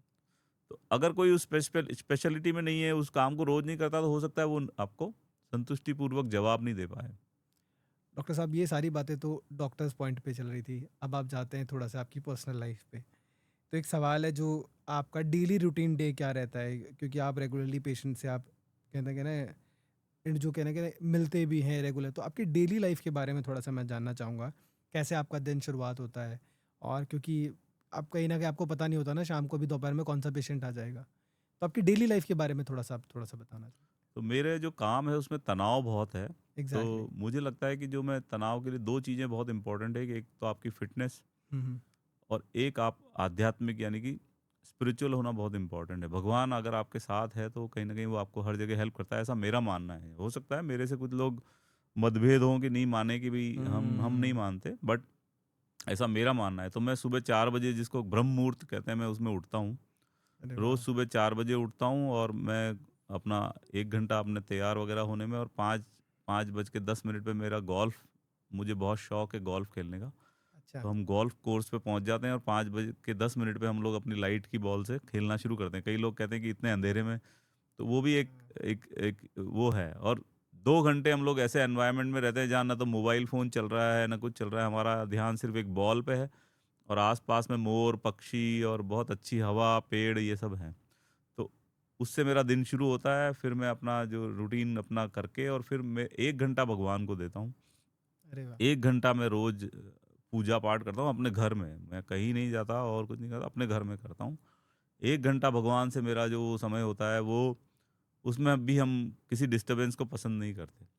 उसके बाद मेरा जो दिन चालू हो जाता है, जो हम लोग मरीज़ देखते हैं, फिर सर्जरीज़ करते हैं, तो वो 10 बजे से लेके और रात को 8 बजे तक फिर ये दिन भर ही चलता रहता है। और मैं बहुत अर्ली गोइंग टू बेड वालों में से हूँ। तो अच्छा। मैं 9 साढ़े 9, क्योंकि 4 बजे उठना रहता है, तो 9 साढ़े 9 बजे मैं सो जाता हूँ। लेकिन मुझे ये जो मेरा काम है बहुत थ्रिल देता है। मैं रोज़, मेरा कोई patient, no 2 patients are similar.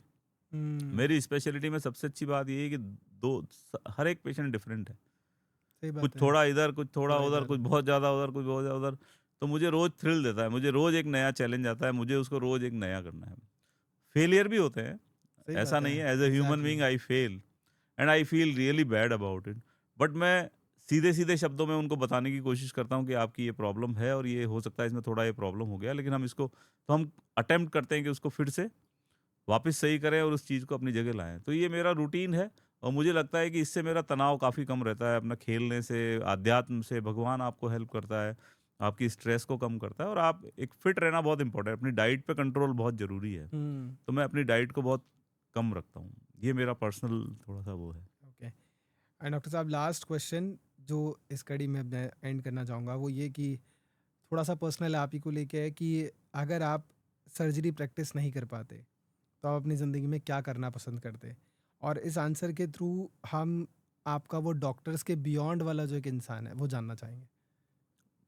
ये क्या एक अपॉर्च्युनिटी, मेरा एमबीबीएस में सिलेक्शन हो गया और मुझे प्रकृति ने एक अपॉर्च्युनिटी दी कि किसी के पेन को मैं कम कर पाऊँ? अपने प्रोफ़ेशन के साथ ही कम कर पाऊँ। पर मेरा एम हमेशा रहता कि मैं किसी भी प्रोफ़ेशन में होता तो मैं कोशिश यही करता कि कहीं न कहीं किसी को हेल्प करने के लिए या किसी का लाइफ़ को अच्छा बनाने के लिए या किसी को लाइवलीहुड देने के लिए, कोई जो भी काम होता, हो सकता है मैं कोई लेबर ही होता या कोई और कुछ होता, इंजीनियर होता, पर कोशिश यही रहती कि भई कहीं न कहीं हम किसी को हेल्प कर सकें। मतलब हमारा जो आने का पर्पज़ है इस पृथ्वी पे या जो भी है, वो बेसिकली सिर्फ़ मकान, दुकान वो सब नहीं है। हमारा एम थोड़ा-सा डिफरेंट भी है कि हम लोगों को किसी पर्टिकुलर पर्पज़ के लिए भेजा गया है। एग्ज़ैक्टली। तो एज़ अ ह्यूमन बीइंग हमारा काफ़ी रोल्स हैं, हमारे हुँ, हुँ। पशु-पक्षियों के लिए, सबके लिए।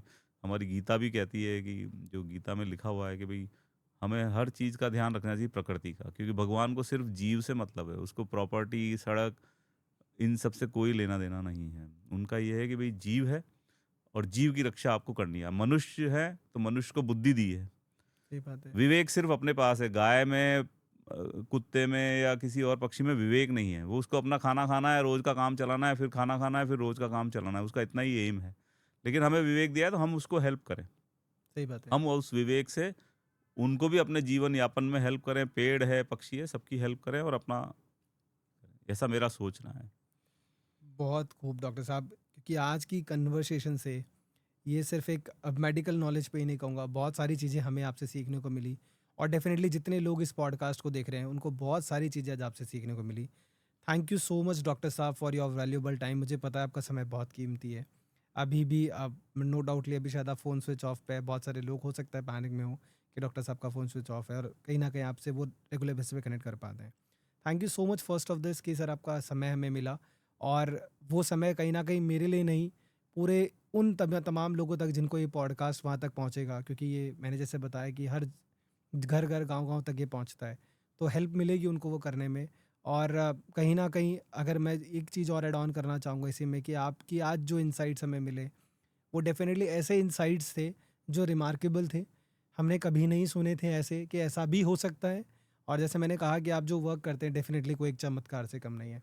तो thank you so much doctor साहब, क्योंकि आज की कन्वर्सेशन सिर्फ़ मेडिकल नॉलेज नहीं थी, ये एक अवेयरनेस थी, एक प्रिवेंशन थी और एक होप के बारे में थी जो लोग हैंड, फुट और एंकल के पेन को कैजुअली इग्नोर कर देते हैं और उनके लिए ये एपिसोड डेफ़िनेटली एक आई ओपनिंग होगा, जिनको जो कहीं न कहीं इसको फ़ेस कर रहे हैं।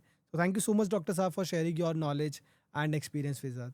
Thank you so much, team, and thank you so much for Insider People that कि आपने इस पॉडकास्ट को पूरा ढंग से सुना और देखा। और डेफिनेटली मैं सजेशन करना चाहूँगा कि आप उन तमाम लोगों तक भेजें जो कहीं ना कहीं करंटली एक छोटे से पेन में भी है, क्योंकि इस पॉडकास्ट में उस हर एक पेन पे बात की गई है जो कहीं ना कहीं रेगुलर बेसिस पे फील कर रहे हैं। Thank you so much, doctor साहब, for coming. Thank thank you you so so much much. Deepak thank ji, you. Thank thank you. You.